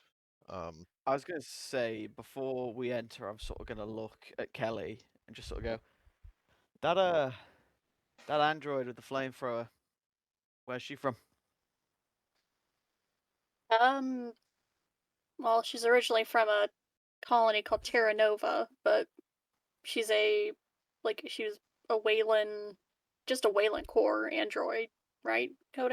yeah, Not Wayland yeah, Utani. she predates Wayland Yutani as a company. Wayland Core. That's old. Yeah, she's, you know, rather old, but yeah, she can hold her own. What's she doing out here? You guys don't exactly seem Wayland Yutani, if you Well, don't mind me asking. we didn't exactly pick her up at a Wayland Utani facility or on a Wayland Utani ship. Um, very long story. She'll run Ran away into then. actually no. We've well, to make a long story short, we ran into a very old ship. There was a very unpleasant, very fat, um, well, yeah, very fat. That's the nicest thing to say about him. But a survivor of an old colony who was basically taking advantage of Isabella. I dealt with, you know, the dude, and well, then she didn't have anywhere to go, so we, kind of adopted her into the crew. That's fair. Look, I know I don't like androids, but nobody should have to go through that. I mean, Oh, if only I've you knew seen. exactly what she was dealing with. My God. And he sort of looks off at the thing. The shit that happened on that ship you won't believe. But we better get information. And I sort of go for the door, and then I just stop, turn and look at Keg. Act natural, like a human, and just walk through the door. Also, yeah, and also just as a bit of funny trivia, because like just for more specifics, because I can't help myself, that yeah, the fat guy that PC's dealt with was like a recurring joke character from Terra Nova who basically was like cryogenically frozen and then like thawed a century later, and then he basically used accumulated interest on his mom's credit card and uh, became like the shittiest pirate ever. Buying V-Bucks. Yeah, and he, Basically. and he basically and yeah, pretty much because Isabella was like, because I don't think she actually mentioned this, but or she might have, but just for clarity, she was bound by a single clause in her programming to obey the human crew of the ship that she was on, and because the guy Fat Mikey was like the only human on the ship, even if he wasn't part of Yeah. the crew, authority technically defaulted to him. Um, Uh, so yeah, I mean he treated her like absolute shit, and then the PCs encountered him. Kelly strangled him like Leia strangling Jabba. And then see, that's where that was going. Yeah, and then because because he was dead, therefore the entire crew was dead, and she was free of that little loophole, um, and therefore was free to go. And because she didn't really have anywhere else to go, she was given an offer to join the crew and accepted. So That's fair. yeah, in retrospect, I should have left that up to in character discussion, but because it's hilarious, I couldn't help myself. So Oh, that's fair. That's fair. but anyway, so um, the two of you can either work separately with heavy machinery, or you can team up and like assist one another. It depends on if you want to stay together or split up to get more information.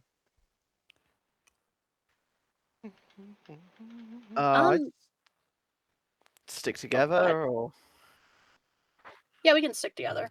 And then okay. if we aren't really picking anything up, we can always split up. But yeah, we can stick together at the beginning. All right. So hold on, I zoned out for a second. Are you splitting up or staying together? Staying together. Okay, staying together. Okay, so in that case, I need a heavy machinery roll from whoever has the higher pool, or because like you'll give the other person a +1. But obviously the Right, difference hold is my that one. because Fergus is a human, he can push, whereas Kelly cannot. Yeah. I mean, I've got a heavy machinery 3. Well, like, what's your strength as well? Like, what's your total Oh, pool? and 5. Okay, so you've got a pool of 8. Kelly, what do you 8. have? Pool of 12. Okay. I So think I should take this one. I think yeah, I should take this. Yeah, yeah, because I yeah, mean, because you you can have less push. dice, but you can push, and you also get a +1 from Kelly helping you. So Yeah. So right. So it's roll. Um. yeah, What you is it just that I click need? you click on so you right click on heavy machinery, and then it gives you like options for Ah. Okay. modifiers. Alright. For like skills, So you right base click on heavy machinery, and then just type base 1 for base modifier modifier is 1. Yeah, 1, and yeah, then and that's then it. just hit roll. Okay, so you succeed. Let's Um, go. so you two are working together. Like it's kind of a case where maybe you see some guy you know struggling on something that would be easier with more hands. Um, so Fergus kind of takes the lead on it. With Kelly providing assistance, and you know the guy once you fix whatever is being worked on. The guy has kind of that sort of you know rough and tumble frontier prospector kind of look to him. Uh, and he thanks you for your help. I was like, hey, y'all did all right. Thank you for your help. And he says, I don't recall seeing y'all here before. Where are you coming in from? Oh, we're new. Yep, just some new hires. Yeah. Yeah. And he says, Yeah. well, yeah, glad to hear you have you aboard. My name's Thomas. What are your guys' names? I shake his hand and go, I'm Fergus McGregor. Then he looks at Kelly. Uh, Kelly. Kelly Thompson. It's Uh, nice to meet you, Thomas. yeah, Also, like, yeah. offer my handshake. And so, yeah, so he shakes your hands, and he's definitely got a very firm grip. Obviously, with Kelly being inherently stronger, you don't really feel it to the same extent as Fergus. But I mean, even Fergus being as strong as he is, you definitely feel that he's your equal in terms of Oh yeah. Well, sheer he's sheer a strength. human. But So he says, it's like, well, you know, yeah, good to hear we got new arrivals because there's plenty more work to be done. that's fair. You mind telling us about the place?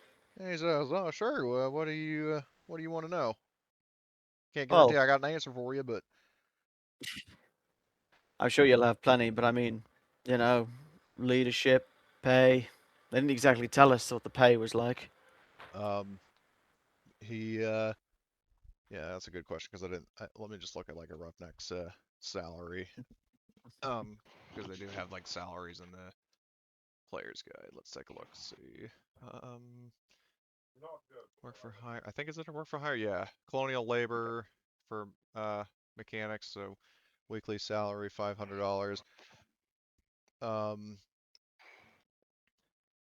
Yeah, I don't know what the pay per hour of that would be. If anybody wants to do the math, yeah, like I'll say maybe you guys were working on this for like an hour, so you'd earn a little bit of No. money, but you would not be earning the full salary. Ah, that's fair. All the day's work. And I'll just give a number. I'll just say you guys each make $50 Okay. for the amount of work that you do. Um, so you each make $50 from the work that you put in, and um, what was the other question? I think there was another question, but I don't. I was just asking about like leadership and stuff. Oh, so he goes on to say, I mean, he mainly rambles about um, the chief engineer, which, I mean, out of character because that character isn't exactly relevant to this little arc. I don't really have much info on that person, but you can assume that I mean, he talks about the chief engineer and, you know, says, he's doing a, pretty good job. Fairly new hire, but, after the previous one was given a transfer, um, but Why was the previous one given a transfer?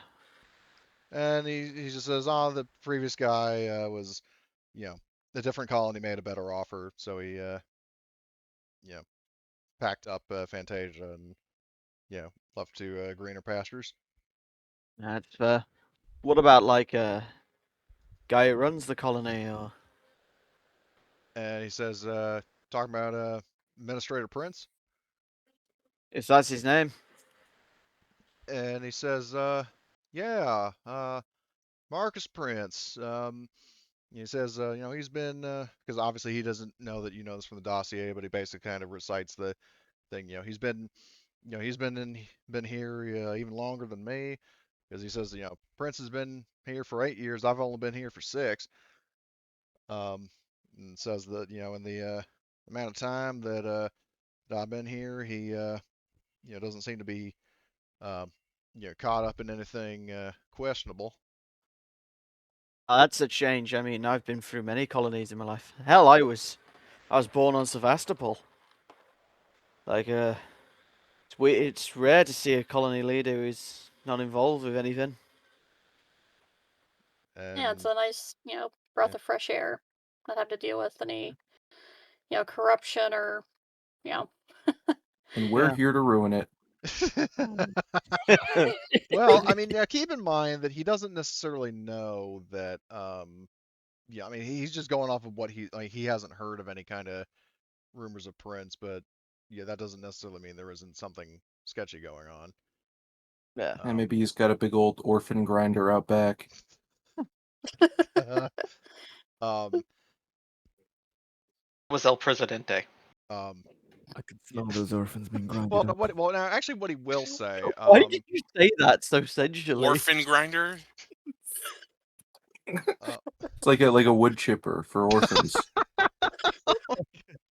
Jesus. Okay. Anyway, Are we the baddies? I think apparently we that's a are. yes. But well, actually, what he will say about Prince is what is of interest is that what Thomas tells you is essentially that I mean, because obviously out of character, he doesn't know what you're here for. I mean, he's under the impression that it's just the two of you and that they're new hires that are the mechanics team.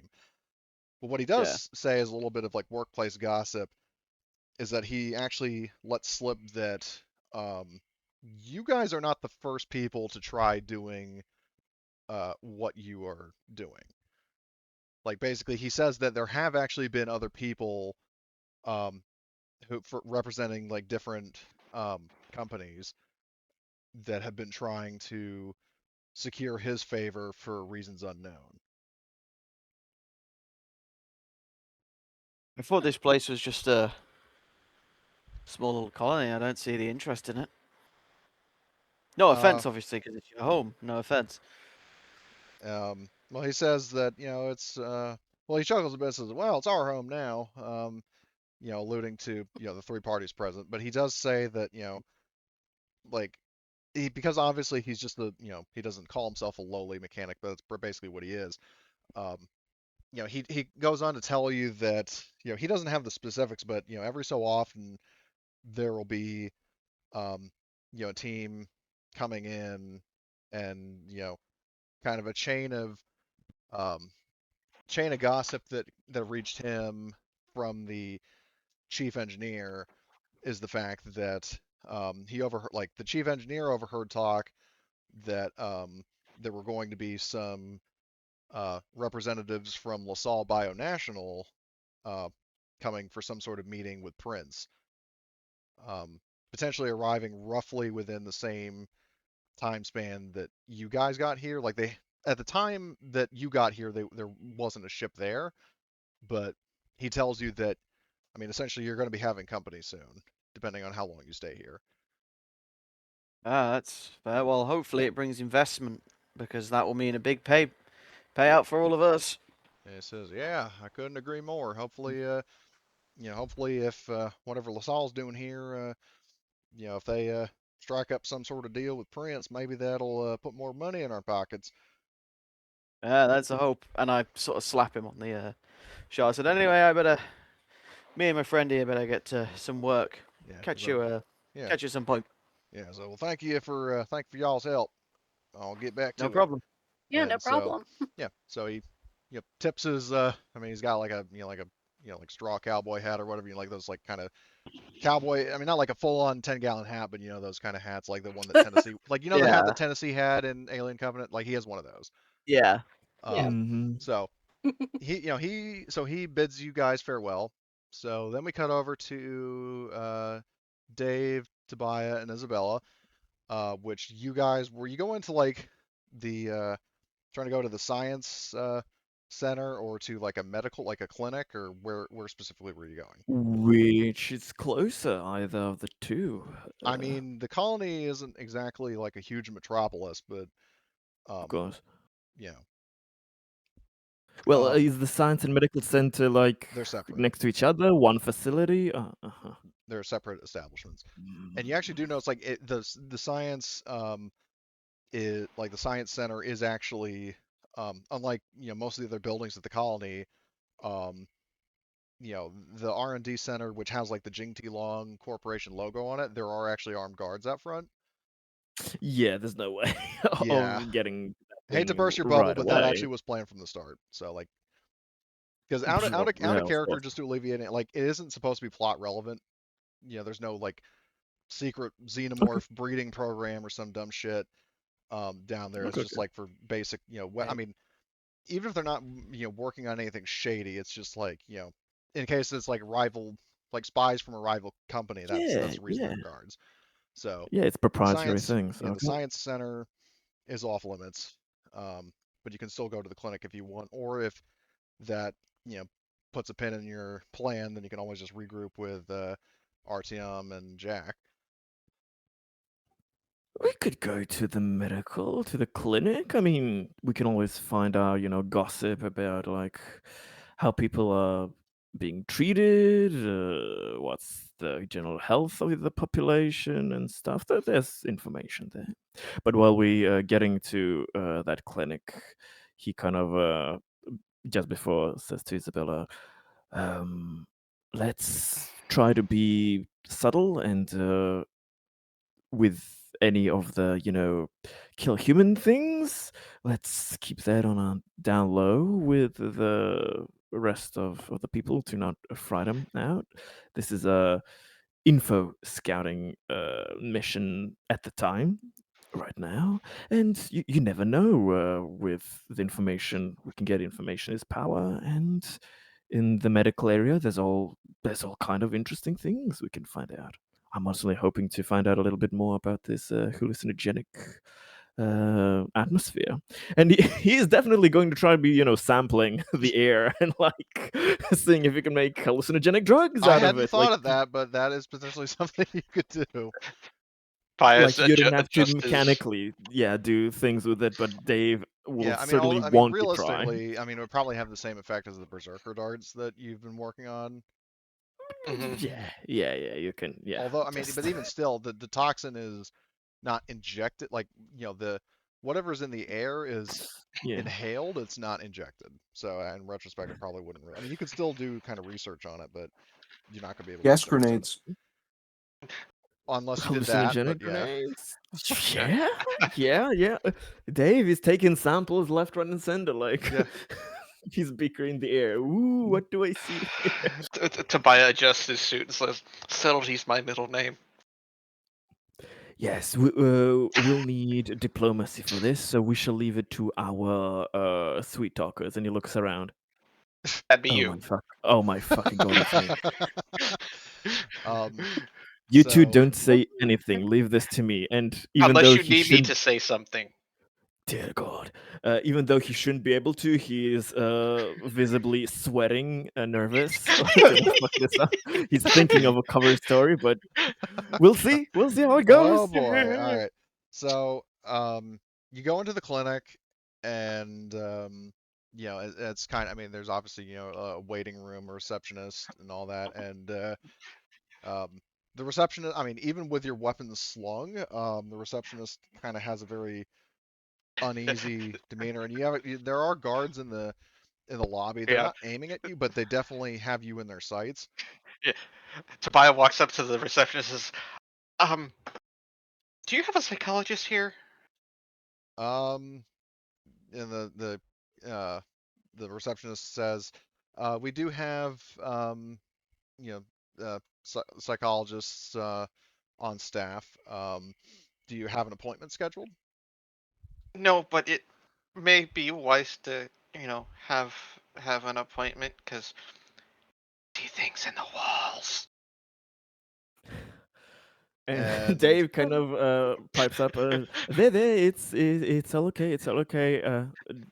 Don't you worry Tobias is like, about his eyes twitching as he looks at Dave. He's like, don't you worry about him. I'm his doctor. He just likes to mouth off sometimes. Hello there. I don't think I caught your name. um, I'm Dave. and the receptionist gives her name, which again, you know, such a minor occur, I didn't Yeah, think of a name. yeah. Um, That doesn't but mean she gives her anything. And name, and she says, well, I mean, if you're here to schedule an appointment with one of our, you know, company appointed psychologists, an appointment can be scheduled for new patients, but be advised due to, I mean, basically what she spells out is that the therapists here are kind of overbooked for the most part. Like, it's definitely not oh, like you can really? just stroll in and see one, because I mean, case in point, all the hallucinogens in the air and the amount of like fucking people that don't wear Ah, masks, and even saying that, she looks over at Isabella, who she saw was not wearing a mask, and um, she says, "Are you all right, miss? I'm fine." she is. She's taken care of. But both of their doctors. But I was curious. I'm new here. I'm with a boarding party. That's here to give an offer to the administration regarding services that we could do, and we're just looking around to see how the colony is being run. Uh, But you said you're doing a basically, survey out of character, or did you just say you were just offering your services? offering services. But yeah, he can put that in a we are also doing a survey of information so that we can know what services would be most what services of ours could be most applicable to this colony if it needs so. I'm the doctor of the party, so I came here to the medical center to see um, and ask generally how is life for the colonists here. Um, Are the medical staff being uh, treated? Do you have the I'm getting Terranova resources you flashbacks need? from what you're doing. Hmm. Well, all that ends well. Yeah, the question is now: is Dave going to launch a fucking coup? Just gonna just No. all right. But anyway, so um, but well, the the receptionist, you see her typing something on a computer, like perhaps checking into something, and she says, "So you said you're conducting, a survey. Whom are you representing? Like, who is basically saying like who sent you here? Who were you conducting the survey on behalf of?"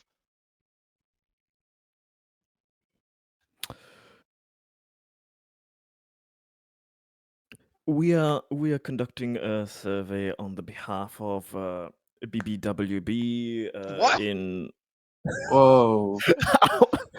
that is our ship. That is our crew's name. So I don't know if he wants to give a half-assed information of like Valentino's group to a fucking receptionist, but to Well, the problem is you're uh, probably going. I mean, unless you say Valentino Syndicate, you're going to have to lie. well, yes. So he's going like for syndication corp something. He's bullshitting her.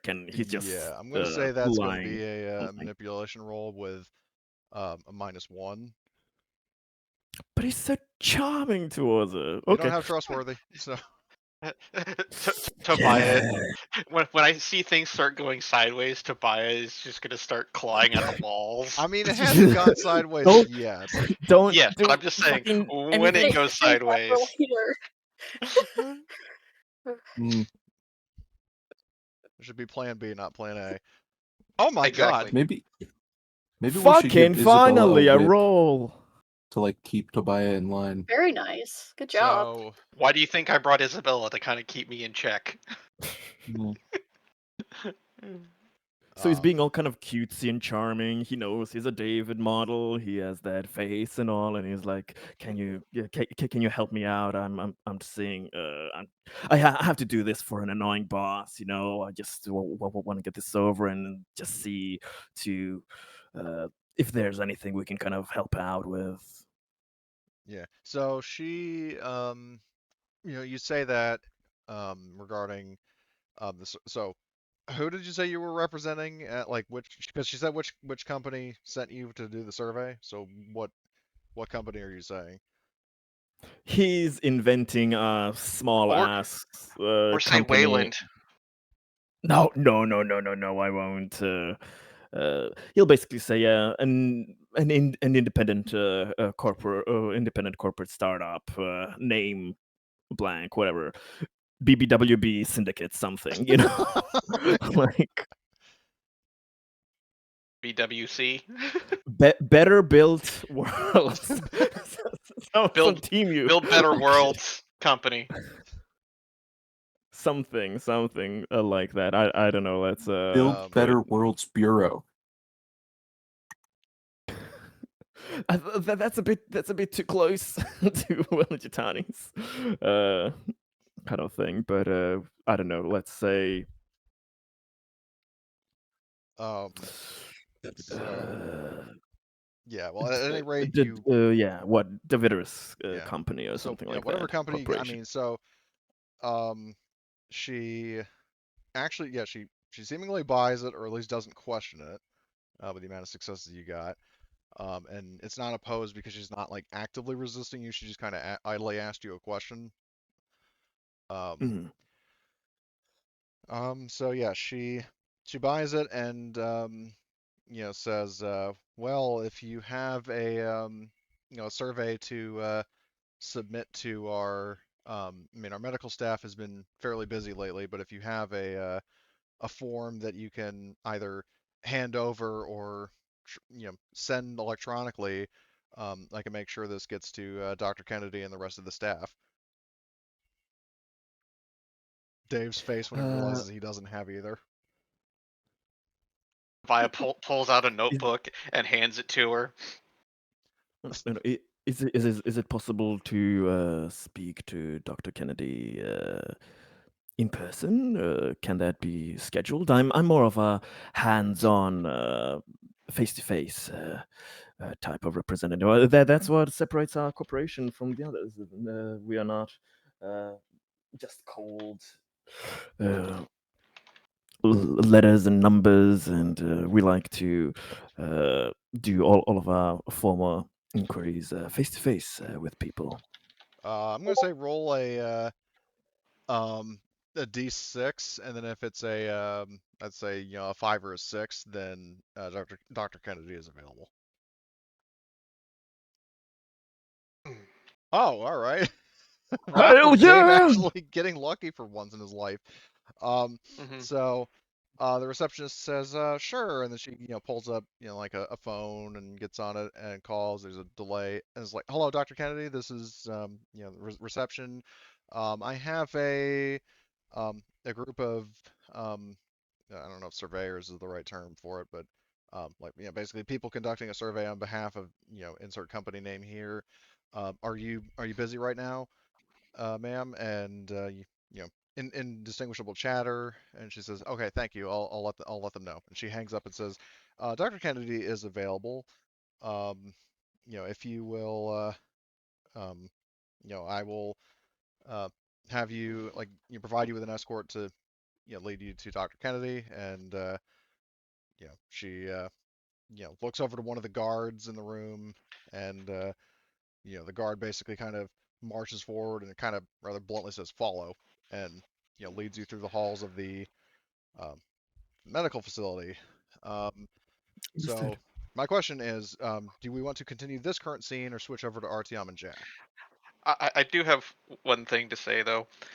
If you look in your DMs, Cody, of what I sent you, that was the notebook I was handing her. Like, Oh, that okay.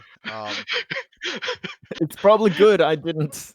I have no Yeah, idea what you sent, but it's yeah. probably good I didn't. Well, you could potentially Definitely show get that that. to the doctor because you have an audience with her. oh yeah, Oh there we god. go. Yeah, I'll, Oh, David's gonna have a oh nice boy. history of Tobiah. Oh boy. All right. Okay. But yeah, So, we can switch first to the other all right. party before Yeah, we well, Sure. continue that. Okay. So, concurrently with that, so meanwhile, Jack and Artyom go into the lobby here, and very nice interior. There are some guards here. There would be a reception office here. There's a middle-aged dude, working the desk, looking kind of bored. He sees you approaching, and he says, "Oh, hello.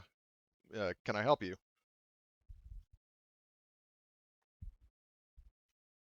Uh, hold on. What was the name of the administrator? Prince Yeah, you're looking or for Marcus Price? Prince. Yeah. Prince is the company Well, administrator, and then you've got Alexis Garat, who is the civil marshal, and then Jihan Yang, who is the corporate director. So, I think maybe we should have planned this a little ahead. maybe a Yeah. smidgen. Um, So, how about um, I didn't realize we would go immediately to talk to this guy. Could we roll back a little bit before the meeting? Could I like hack into their systems and put like a meeting on this dude's calendar for us? you would need access to Their their network. system. Oh yeah. Yeah, which you don't currently have any kind of system access or any kind of terminal to patch into. So, so this like front office area, um, there's it's like enclosed from like the rest of the facility because I see the doors, I see the walls, right? yeah, like these are doors, and then there are windows here. Um, and Okay, then this is the airlock. all right. uh, I'll approach the front desk and say, my buddy here needs to use the restroom. Can you point that out real Um, quick? and he says, well, I mean, this is for, I mean, this is for, office staff and administration. Are you, uh, because he's kind of perplexed by the question of like somebody just coming in and saying, hey, can I use this building, specifically the bathroom here? And, um, he I says mean, that, the idea is that like I'm acting like I'm supposed to be here. right. What I'll say is that he will tell one of the guards in the room to escort you to the restroom, just basically to keep an eye. I mean, he's not going to be in the bathroom with you, but um, because this guy does not recognize you. And especially, I mean, are you guys going? I mean, obviously not with guns in your hands, but are you going in armed, or would you have left your weapons on the ship?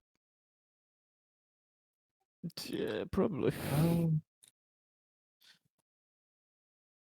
If I had like a handgun or something, I'd bring that, but I do not.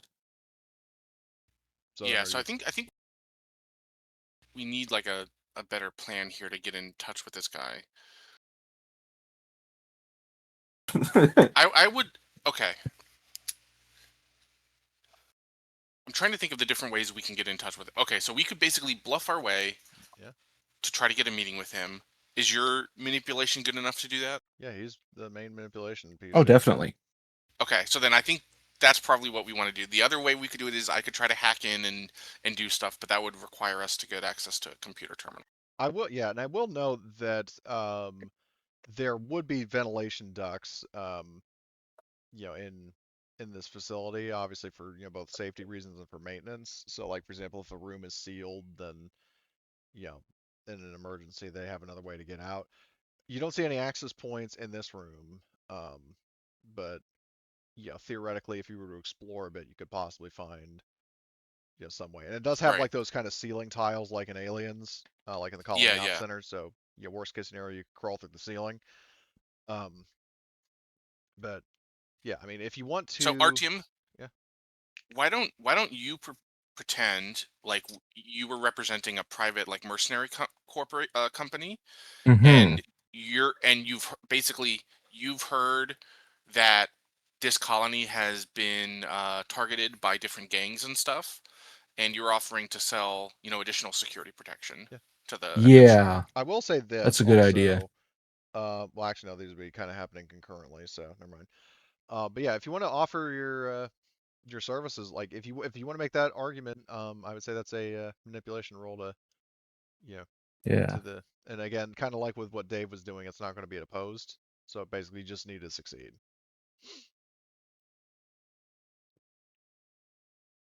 All right. Yeah.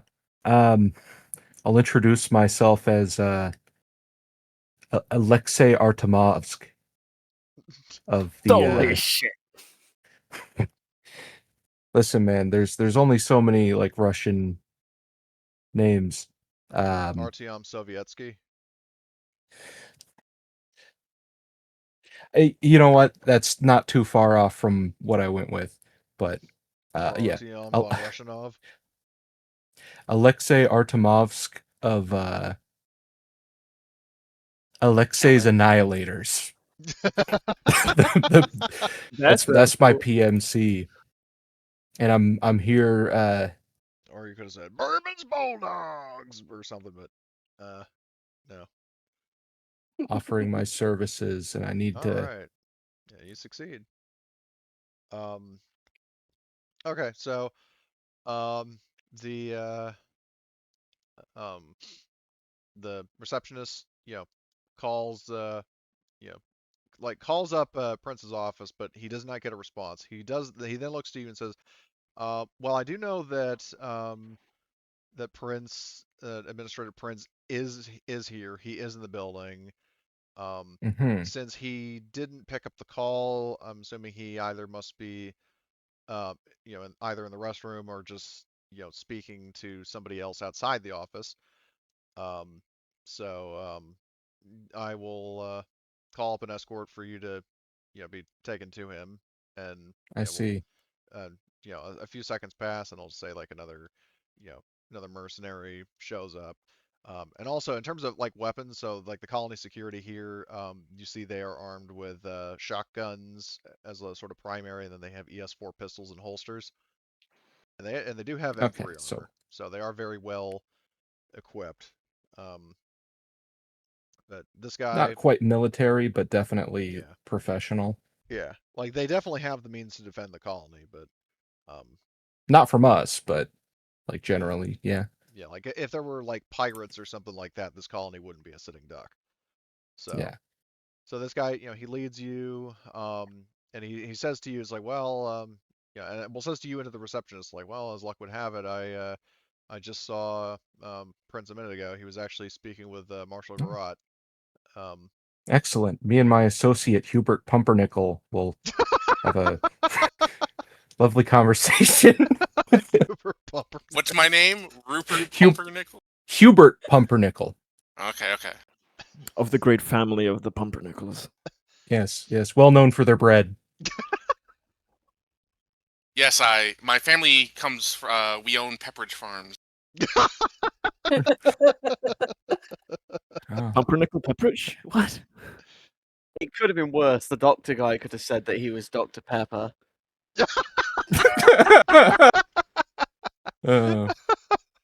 Oh God. But anyway, so he Who's this guy, Major Tom? so yeah, the mercenary leads you over here, and then so what you see is you do see um Marshall, Garrot, and Prince talking, and then there's some mercenaries guarding the conference room. Um, their argument, well, they're not really arguing; they're just kind of conversing. Isn't really heated, and you don't really pick up on any kind of uh, details. They're just basically having a kind of plot irrelevant conversation, which um, comes to a stop when they notice you entering the space. And the mercenary that escorted you is standing next to you, and the two of them kind of look over to you, and Garrot, you notice her very thoroughly analyzing the two of you, like head to toe, and take stock of what you're wearing and carrying. Uh, Prince merely glances at you guys collectively, smiles slightly, says, "Well, what brings you folks here unannounced?" So my question is, do you want to say so yourself, or do you want to have the mercenary speak on your behalf? Oh, I'll step forward and extend my hand out to like shake Prince's hand Yeah. here. He steps forward and he shakes your hand. Yeah, I'm I'm Alexei Artemovsk. We're here to discuss security matters, potential new partnerships on that front. That's my associate, Hubert Pumpernickel.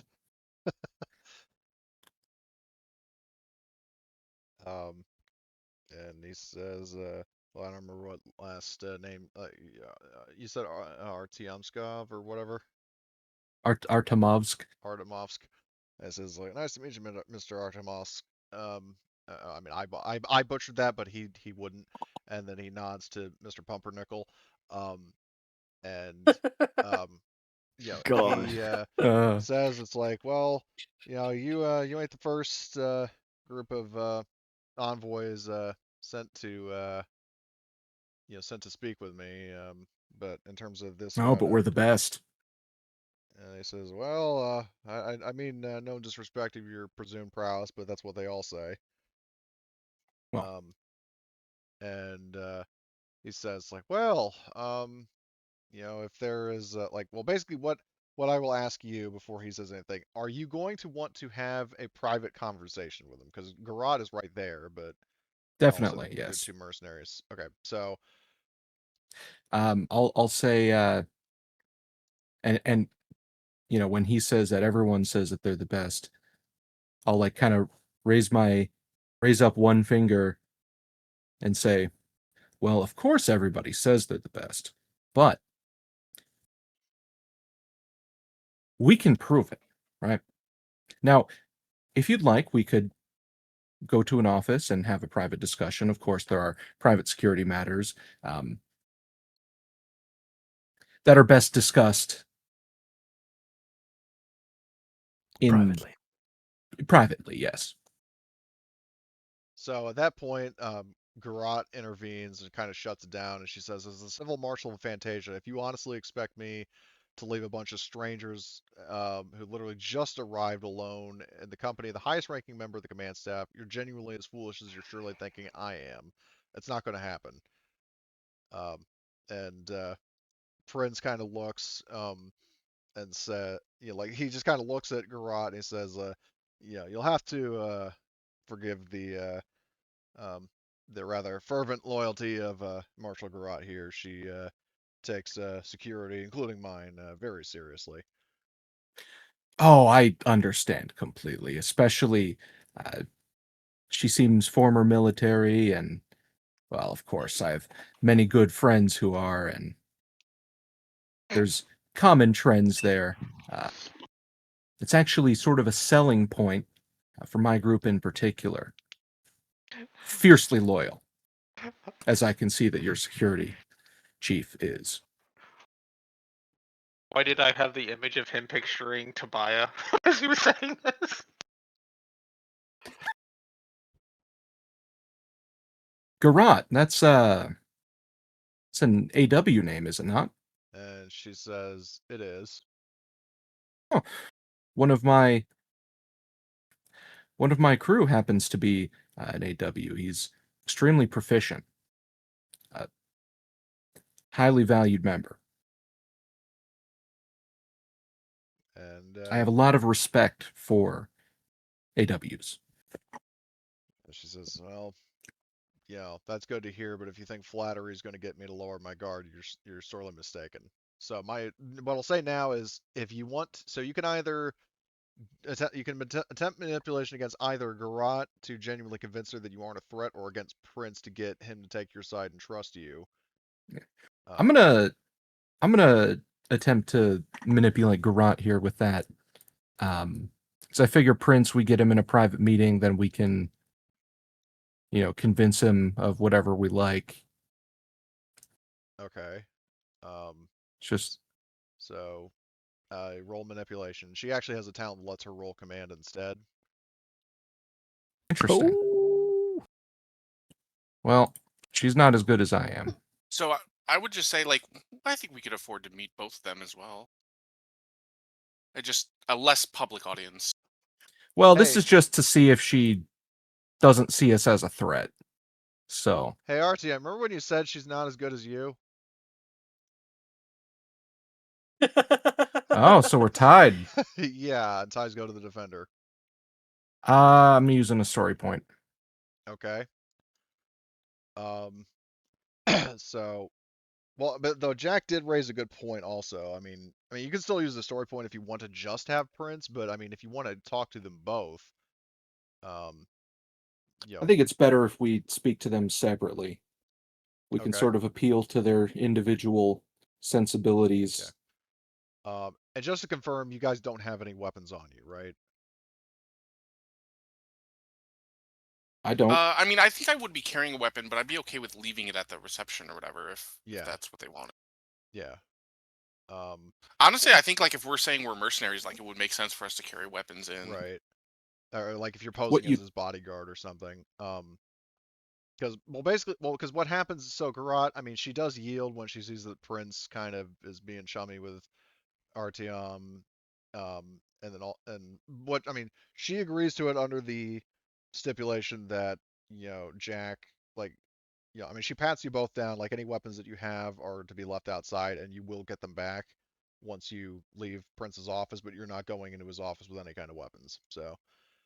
Um, so she'll temporarily retain any guns you have. I mean, because Atticard, I'm obviously not expecting you to try to kill this guy, but she's They don't know that. Right. They don't know that. She takes security very seriously, so she's playing it better safe than sorry. So Prince, he beckons for you to follow him, and into the office. He closes the door. You see the mercenary that was with you before stands at guard outside the door, and the door shuts, and he says, "So, let's talk more specifics about this offer you want to make." Mm-hmm. It kind of has his All hands right. sort of cupped together and resting on his, like, he's kind of, has his hands like the sort of pose, leaning up, like leaning back in his chair, hands up against, his chest, sort of, you know, like looking down towards you. So out of character, the fuck do we do now? I thought you had a So- plan. So Jack will say, Jack will offer, well, I have some information I can show you that you might find useful, or that you might find instructive of the sorts of situations we've dealt with. So yeah, what do you got? And then he kind of leans forward. I mean, if you're handing him like a PDAT or something. Yeah, I'll basically show him my piece, So I'm not like giving him the information. I'm showing him like, hey, this is the stuff we like have. you're just handing over the PDAT so he can physically look at it. Yeah, so I'm like, well, I'll show him the snake, the body bursters or whatever they're called. Yeah. Oh Yeah, God. these things. We took out there was a foreign lab that we retrieved some information from. These bioweapons, they can cause humans to explode from their saliva. We were able to take them out though. Do we And have I'll any like say, oh sorry. and I'll flip over to another tab. I'll be like, oh, these are some naval uh, naval blueprints for naval warships that we took, that we obtained from what was it? Yeah, United Skyfire Americas, I down. think, from a Yeah. United Americas shipyard. Yep.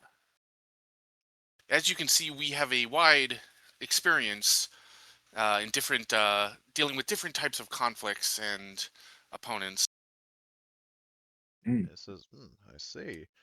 And I'll sort of How many groups have presented you situations like this? He says, well, definitely none to the extent that you are, or at least, or not the extent. He says from the angle that you're presenting, like you're offering your services as like hired security. Um, and what he says is that there have been others that have made offers, but not the same offer that you're making. But he says the issue is that due to the fine print of contracts, I can't. Basically, what he tells you is that he can only really, at least at the current moment, you know, if he were to hire the services of anybody, he would potentially be limited by the fine print. Like for example, like if your fine were like, so as I mean, obviously you two don't know this, but as Fergus and Kelly found out that other powers, including LaSalle Bionational, have been trying to bust a move on the colony and get it to flip to them. And it's like even if you guys are fine, sort of sharing it with somebody else, the problem is that the other company might, part of their stipulation of the deal is like we and we alone have a stake in this colony. We're not doing business with another party.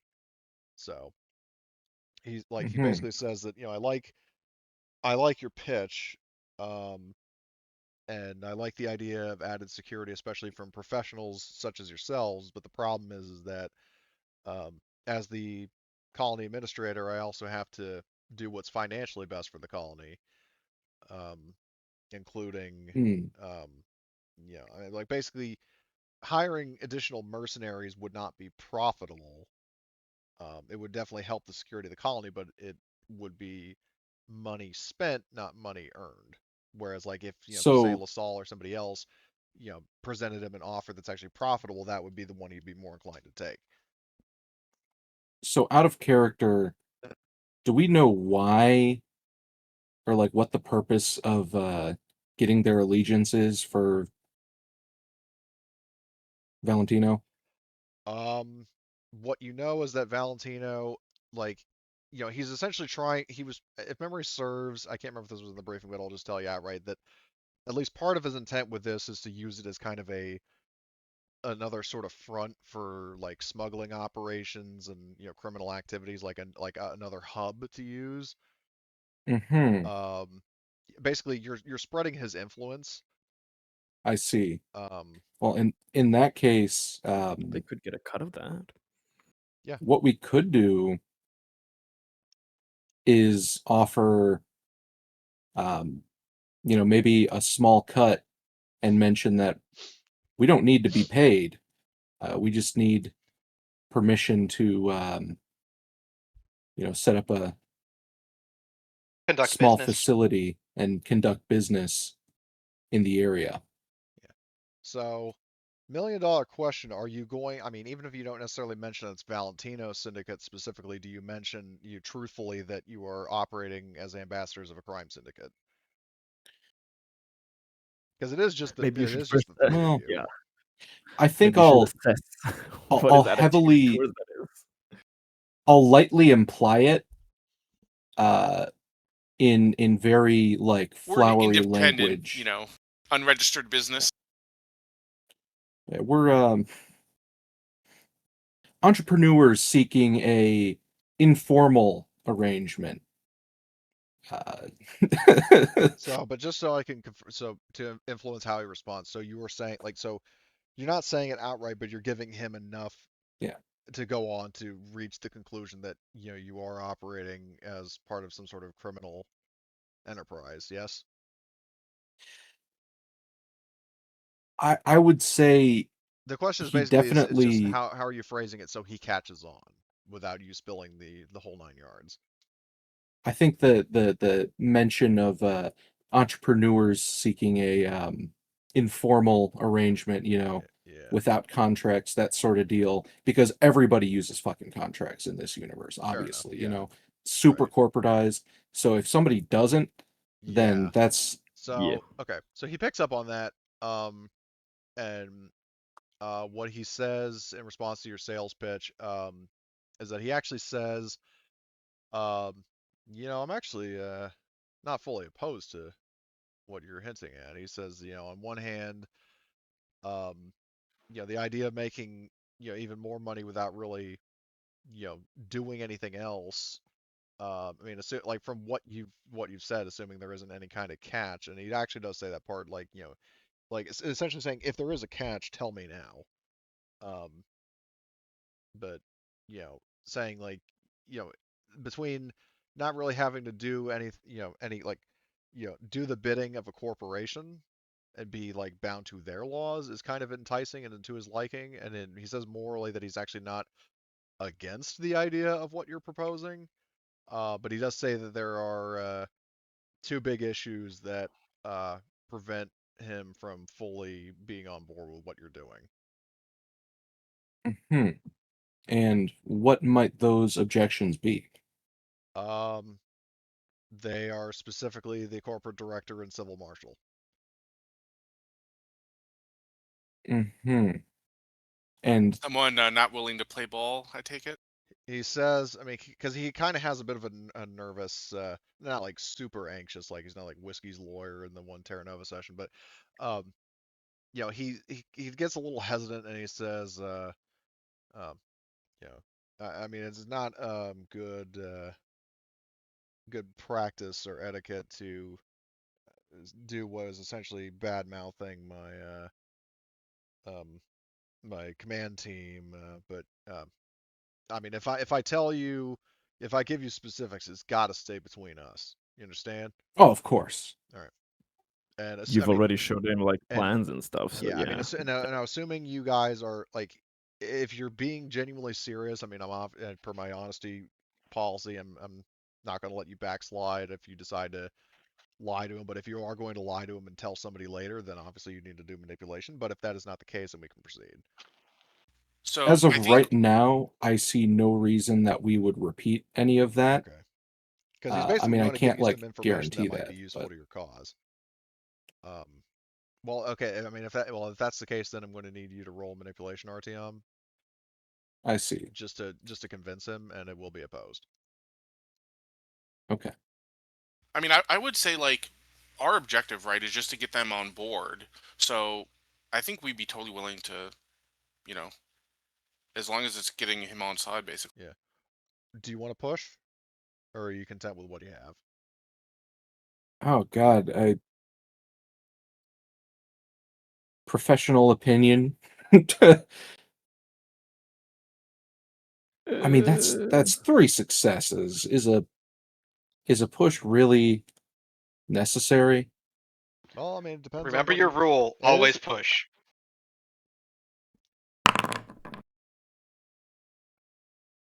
Well, because and the Yeah, reason you why with listed also them. manipulation, you can potentially get extra information and favors and stuff. Luckily I for see. you, he only had one success. Oh, So, sweet. basically, you beat the tie, and you also have one stun. Which, if we go to Hmm. the, well, again, the first edition social conflict rules, where art thou? Um, it is under. Um, skills, manipulation. Um, you can do what you want without demanding a favor in return. He does more than you ask for, such as giving you more information, or he's impressed by you and will try to help you later on in some way. Hmm. So, which you can do one of those three. I think I'd like for him to want to help us later on. Okay. I'm going to make a note of that um, in group notes. Already anticipating one of us fucking up. Not necessarily, but I think if we have somebody sort of almost convinced, then maybe he could, Mhm. So, put That's them not over bad. the edge. okay. So, seeing that, I mean, you know, I'd say you're doing the role also on behalf of Jack, so it's not like you need to roll separately. Um, so he seeing, getting a trustworthy vibe from you. What he tells you about his peers is that, so um, he says that, so Director Yang has been, um, giving him reason to believe that he is actually more loyal to the UPP, not the ICSC. Um, and although he hasn't like, Hmm. he tells you that Yang has not like just flat out told him like, hey, let's instead make this a UPP colony. Um, he's just kind of worried that like if first of all, he doesn't have any proof of it, and second of all, is he doesn't, he's worried that if he makes any kind of like if like like part of the reason why he's been deliberating on the issue is of like possibly accepting a better deal is because like he's worried about pissing off Director Yang, and if Director Yang does have ties to the UPP, then that could result in like MSS agents showing up and killing him. Hmm. Man, yeah, it really sucked to have MSS agents show up here. Yeah. So what he says about so that's the information he gives you about Director Yang, and what he says about Marshal Garot is that she is a member of the Central Space Consortium, essentially a mercenary serving as a sheriff. But she actually takes her job very seriously, almost too seriously, as you've seen, and she maintains regular contact with executives higher up the totem pole in the ICSC. She's essentially the Albert Zims to Yang's Conrad Bass, dogmatically loyal to the ICSC and reporting anything even potentially treasonous to her superiors. And he says that if she caught wind of me or Yang allowing an unauthorized, undocumented party to conduct criminal activities in ICSC space, it wouldn't end well for either for for me or for you. And he Hmm. also mentions that he suspects that Garrod is overcompensating for something or perhaps hiding something, but he doesn't know what. He just kind of openly theorizes that like maybe there's a reason why she's taking this so seriously. Um, and ultimately what he tells you is that in either case, whether he accepts the deal or not, he's not going to rat you out. Particularly because he doesn't have a powerful desire to die, and he does make it clear though that if you want him to even consider siding with you, you're going to have to deal with Yang and Garot somehow, especially in a way that doesn't result in either of their deaths. Hmm. Well, I don't think there'll be any problem with that. Now, we've already proven that we're proficient in what we do, and what we do is a wide range of things. We're sort of problem solvers in a way. And So the Swiss deal Army is, knife. sorry, just to recap, the deal is to remove both Yang and Garat, No, or just Yang. n- the the- deal, I mean, isn't necessarily to remove them. It's just to get them to because I mean you don't really have the authority to remove them, but basically what he says is like as long as you can make like ensure that they won't take action against me, which basically it's kind of overlapping with Valentino's bonus objective of get leverage, because if you get that leverage, not only could Valentino use it against them, you can use it against them. convince them. We have to. Yeah. They have to stay basically Yeah, where they they have to are. stay We in their just need current to get them on positions, but board. basically you're just kind of, declawing them and Hmm. preventing them from, taking action against you. Like, for example, if you found like leverage against either of them, like very damning evidence, you know, you could say like, if you try anything against Prince, or if you try anything against us, then this goes public. And it would Mhm. probably spell ruin for their careers, if not their lives, if depending on what you find. So I'll be a little bit open with Prince here. I'll mention that I don't think Yang will be too difficult to bring over to seeing our side of things. Uh, Garot may be more of a challenge, but we faced much worse odds in the past.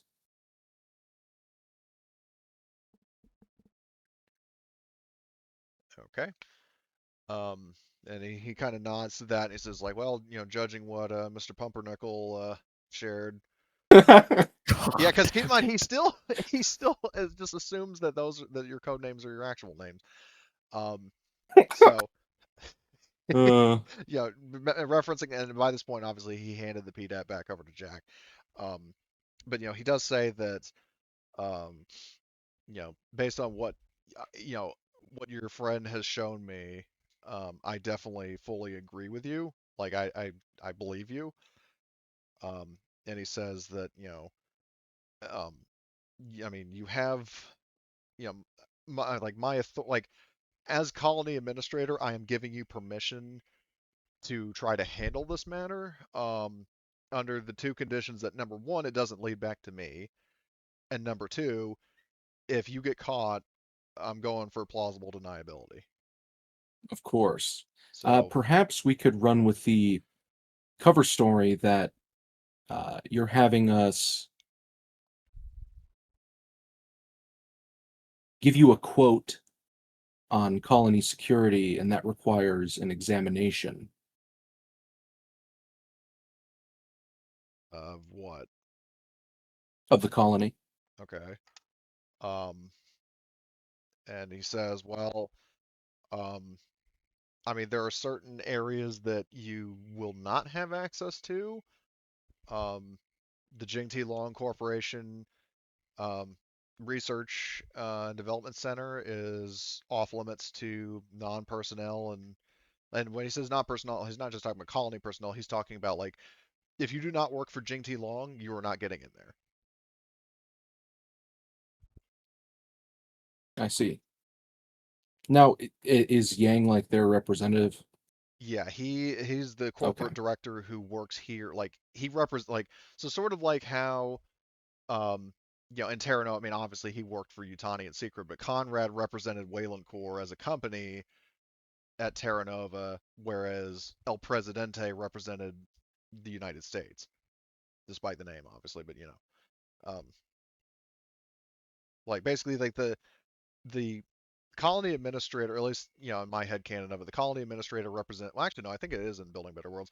The colony administrator represents the government. The corporate director represents whatever corporation has majority shares of the colony. So Yep. Yang is basically like the highest ranking person. Like, if you do not work for Jing-T Long and you are not Director Yang, you're not getting in there.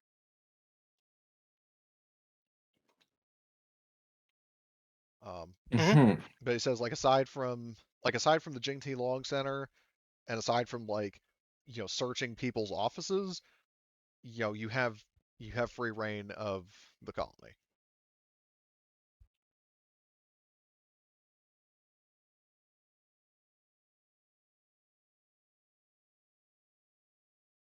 Can you just repeat those two again so I can note it down? Sure. So the two rules are, number one, the Jing-T Long research facility that you noticed earlier is completely off limits. Um, the other one is that you can't, like, search the offices of anybody, especially the command staff. Like, you can't just go around snooping in somebody's office without their consent. Um, Other than those two locations, you have free run of the colony. Okay, I And think we can work with that. yeah, and then he said, and then the other two rules were like, he said, like, basically, you know, kind of building off of that, I mean, you can pretty much do whatever you want as long as number one, like, if you get caught, like, it doesn't lead back to him. That's basically just the big thing. Like, as long as it doesn't inconvenience him personally or lead back to him, he really doesn't care what you do.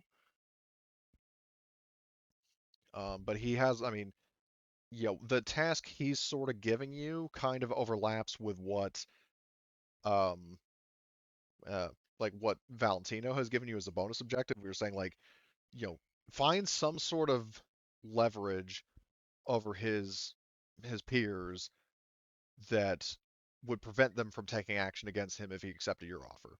Yes, understood. Yeah. So, do you have any other questions for him? Hmm. Not currently. Okay. Can we get like a PDET communication line to him or Yeah, something, like a number he'll or give you whatever? his, like, comm unit, like, basically phone number equivalent. An encrypted line. Yes. Yeah. So Mhm. he gives you, like, so you have add him to your contacts and you can call him whenever you need to. Um and We'll ask if he it's a secured line as well. um I mean, it's not, I mean, he's just a colony admin, not a soldier, so he doesn't have, like, encrypted comms, but I mean, it's Mhm. basically just a one-to-one call. Okay, but it's not like, somebody in the server room is like going about their daily business and they see I sent an email like, "Hey, how much crack can we smuggle through here?" Well, that's, I mean, sending, like, messages, that's different. I mean, a phone call is a different story. I see. Like, nobody's Somebody going to would be really like, have to be going out of their way to like monitor that shit. yeah, like, no, like, I mean, the amount of fucking phone calls that are made on the colony as a whole on a daily basis, especially from the command ops center, like, nobody is going to think twice about you specifically. And I can Okay. probably hack, encrypt it. Um, Oh, definitely. yeah. That'd be pretty easy to do.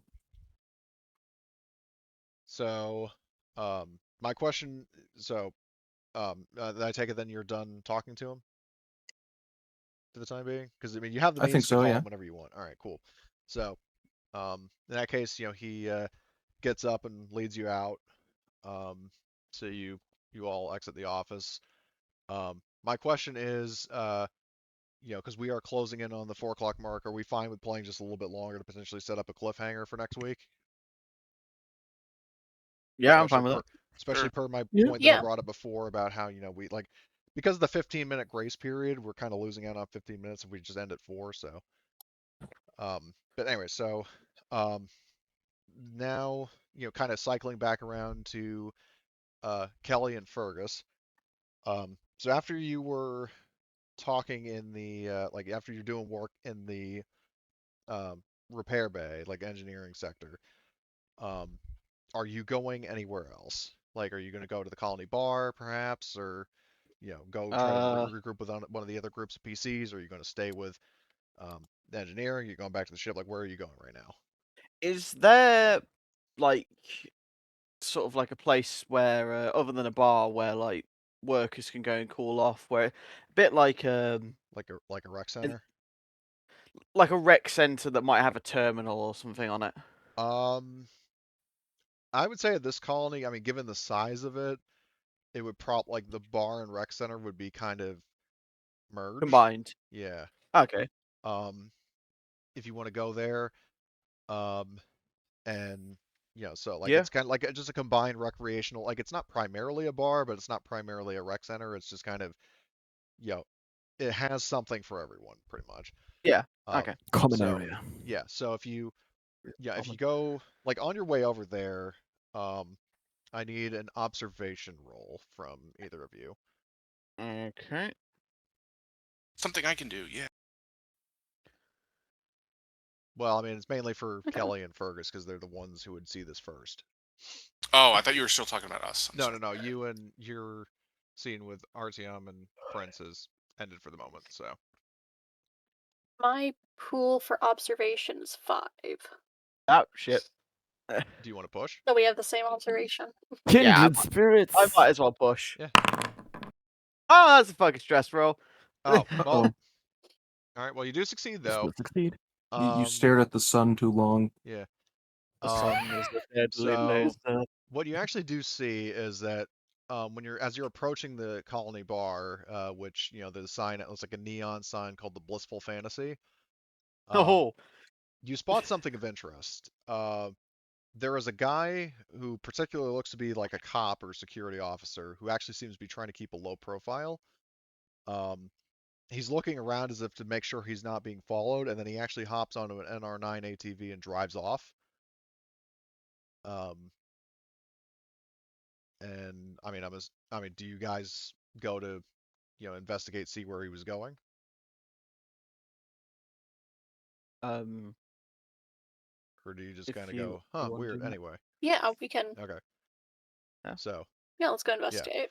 Yeah, let's so, go investigate. yeah. So, I will say by the time you get over to where he was parked, he's too fast to catch up to on foot. But the ATV leaves tracks in the soil towards the direction of the atmosphere processor. So you may not be able to catch up to on foot, but you actually do know where he's going. And as a reminder, you do have an APC and a dropship that you could use to follow him. That's interesting. So yeah. Yeah, should definitely investigate. Should probably bring the others in on Yeah. this. So do you want Yeah. to Just in send a case it call gets to dangerous. the other two groups? Yep. Okay. So yeah, for both Artyom and Jack, and then as well as for Dave, Tobiah, and Isabella, um, you all get calls from like basically like a group text or like comm unit call or whatever, where Kelly, if you want to or either of you if you want to give the dialogue as you see fit. I'm sort of gonna go. You send the message. I'm gonna go see if I can find a terminal or something to see if I can find anything on that. So Kelly, what Sure. are you telling them? Yeah, so I'll call the others. Well, I think we have a lead on, something interesting happening here in the colony. We just saw someone, very sketchy, and looks like he's headed toward the atmosphere processor. And yeah, want to get you guys over here so we can investigate.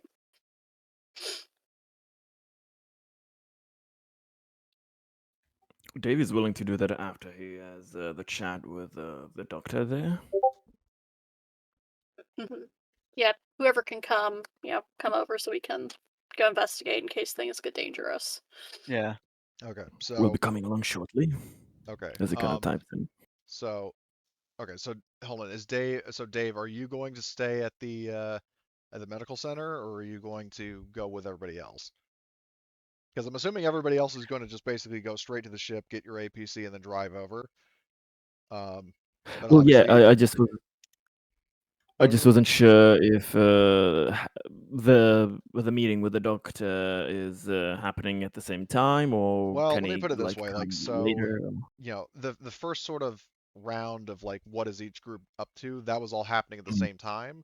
So now by the time that you spoke with the receptionist, Kelly and Tobiah were helping out Thomas, and then Artyom and Jack. Well, actually, I would say maybe um, I would say yeah, no, probably the amount of time, especially that um, the two, like the engineering team and then the diplomats, quote unquote, you would probably have had time for the survey, which I mean, out of character, there's probably not going to be anything substantial that comes to that wasn't already mentioned I and mean, out shared, of for instance. character to just like speed things up along so that Dave doesn't waste on an unimportant character. Basically, he's looking for any oddities in what people are reporting, any health, any signs of being mistreated, That whatever. kind of But survey. yeah, basically, that's kind of subtly what he's looking for. But mostly, what he's looking for is he remembers like the details in the logs about the security person having the son. So he's actually kind of through the conversation with the doctor, he's mentioning about, oh, he has a artificial womb soldier of like in his own team. Are they part of the security? No, no, Well, no. Dave mentions like for Tobias, like Dave has as part Oh. of security Oh, sorry. I thought you were talking about Garot. personnel Yeah. on his team. So he's asking the doctor there, like, oh, does the doctor know of like are there any artificial womb soldiers in the security forces? He knows that Yeah. there are, but he's Yeah, like the kind of doctor. leading Yeah, her just on to see the if doctor will answer they'll all the other reveal survey anything. questions, and then also including that one, she will say that yes, the civil marshal has a son in the as part of her security force. He's Um, not exactly her Mm. right hand man or anything, but he is part of the security team. in regards to my Mhm. notebook that I handed the doctor. Yeah, she looks over that, kind of her head sort of tilts back, and whoa, kind of her surprise, her shock is loud. But Tobias just stands there straight faced like nothing's wrong. He's like, what? That's normal for me. So So as you see, they can be a bit disturbing. So I was just being curious, like have the related personnel all been completely fine on this colony?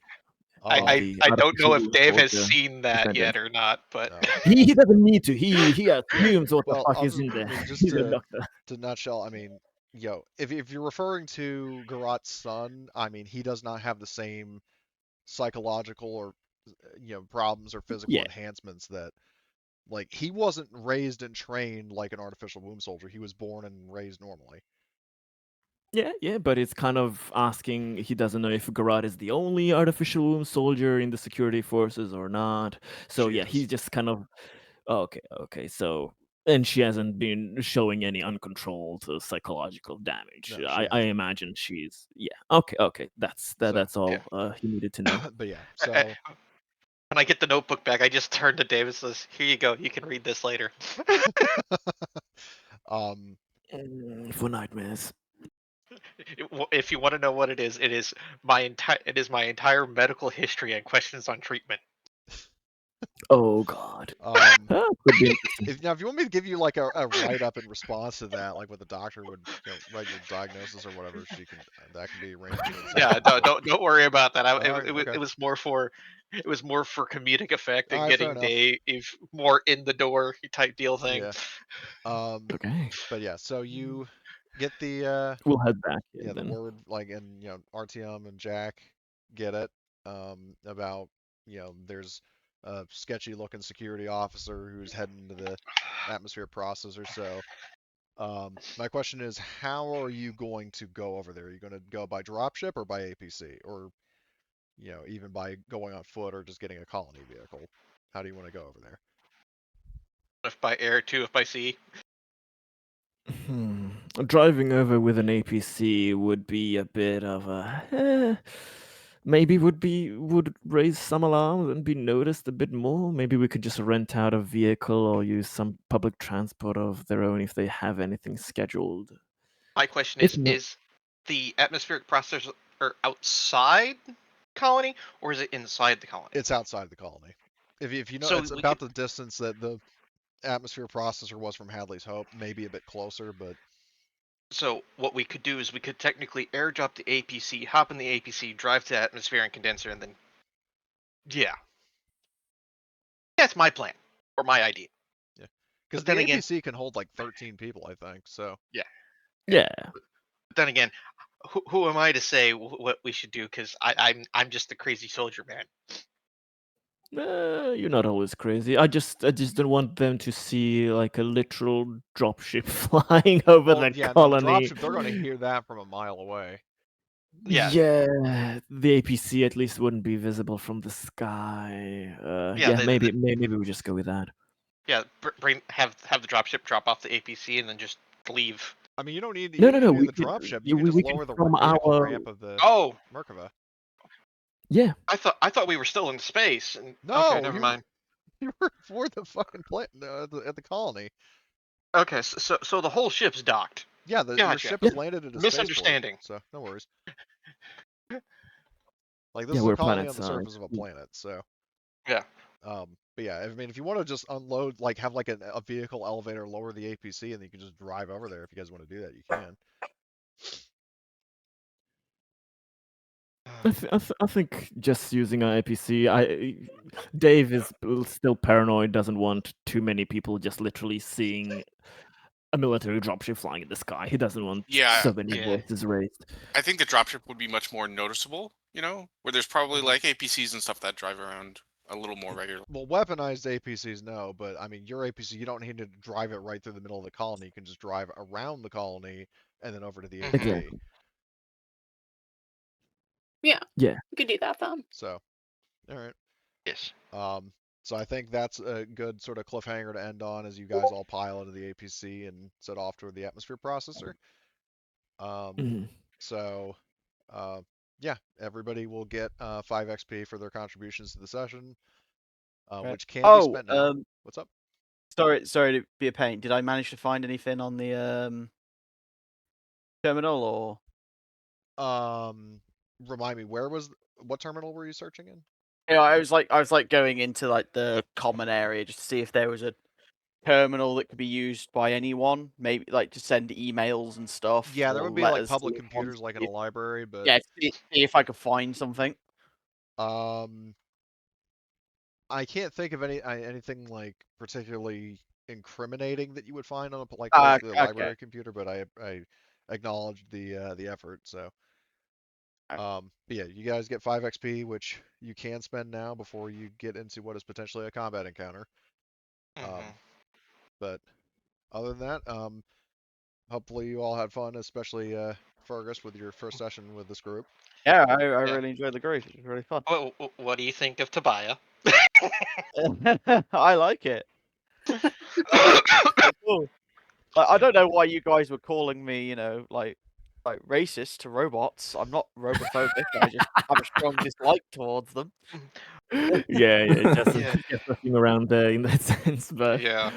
yeah, it's a colorful, My guy is dramatic thing. my guy is literally just a grizzled old mechanic that has been through shit. Yeah. Oh yeah, makes total sense. Yeah, Yeah. and we all My know my in the s- universe not everybody loves synthetics there, so completely fair. Yeah. my story is a little bit more traumatic.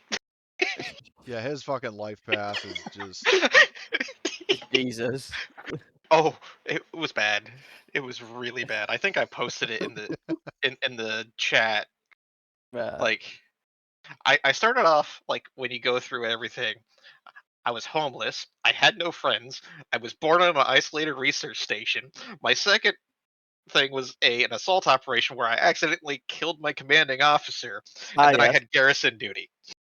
Well, I mean, my guy actually got Huh? quite lucky as a kid because he was born on Sevastopol Station, but Yeah. his You father call got that a job on lucky? another colony literally a Oh, year before the station fell into the gas giant. okay. Yeah. But then yeah, that is lucky. Oh, that's lucky. Yeah. Yeah. Which is why he said about the Working Joes, because the Working Joes are fucking terrifying. Yeah. Yeah, it makes sense Maya to has not like flashbacks and hallucinations. I will say, when I played Alien Isolation for the first time, I knew straight away they were going to turn bad, purely because they had a British accent. well, I'm going to tell you right now with Alien Isolation, the first loading, like what really sold me in on the Working Joes is like the very first loading screen tip I saw. Violence against humans is contrary to synthetic programming, but it doesn't mean they're incapable of doing it. Yeah.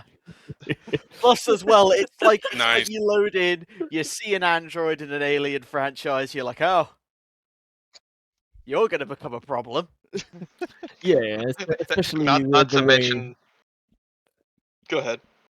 Yeah, I just especially want to say, yeah, especially the way they did the Working Joes as a little Yeah. contrast there for making them more autonish and making them, just a bit more manic and You also Nice. got, like I with mean, that it's lucky play. that you joined the group when you did because like literally like I think a session or two, well no, 2 sessions ago, the group was actually fighting alongside Working Joes. Mhm. Ah, that So that would Yeah. have been like a that PTSD tool would for. have been fun. Yeah. We don't have another Richard here, but still, that man was terrifying. Yeah. Yeah. Richard was an interesting synthetic. Yeah, who built an army of his little synth buddies. Yeah, at the he end did the of Jedi the Temple night. March with a bunch of fucking Davids. Yeah, and I did the like the Emperor Protects speech from 40K, but I changed it to Wayland Protects. Wayland Protect. I love that. You know, I don't know how I Yes. didn't pick up on that. What? The 40K kind of tie-in thing. Yeah. The Let thing me. is, though, from some of the stuff I've seen from 40K, like I remember watching, I think it was the 9th edition trailer, and it's like they're fighting Necrons, and a Sister of Battle gets hit by their beam, and you're like, oh, okay, this is going to be Games Workshop's way to show that the Space Marines and all that, they're not impervious. She literally just goes, Emperor, save me, and he's like, yeah, sure, you're not disintegrating anymore. I'm like, how have we not won? How have we not won yet? Deus Ex Machina, literally. You just imagine Well- it's like the Colonial Marines in Aliens had that, like an alien's about to get it. They go, Lol. the alien just goes, oh, my bad, didn't mean it. Hold on, yeah. maybe if I pray real quick, this acid will stop dissolving me. Yeah, Dave Holy probably shit, it tried that. worked. It didn't work out well for him. Yeah.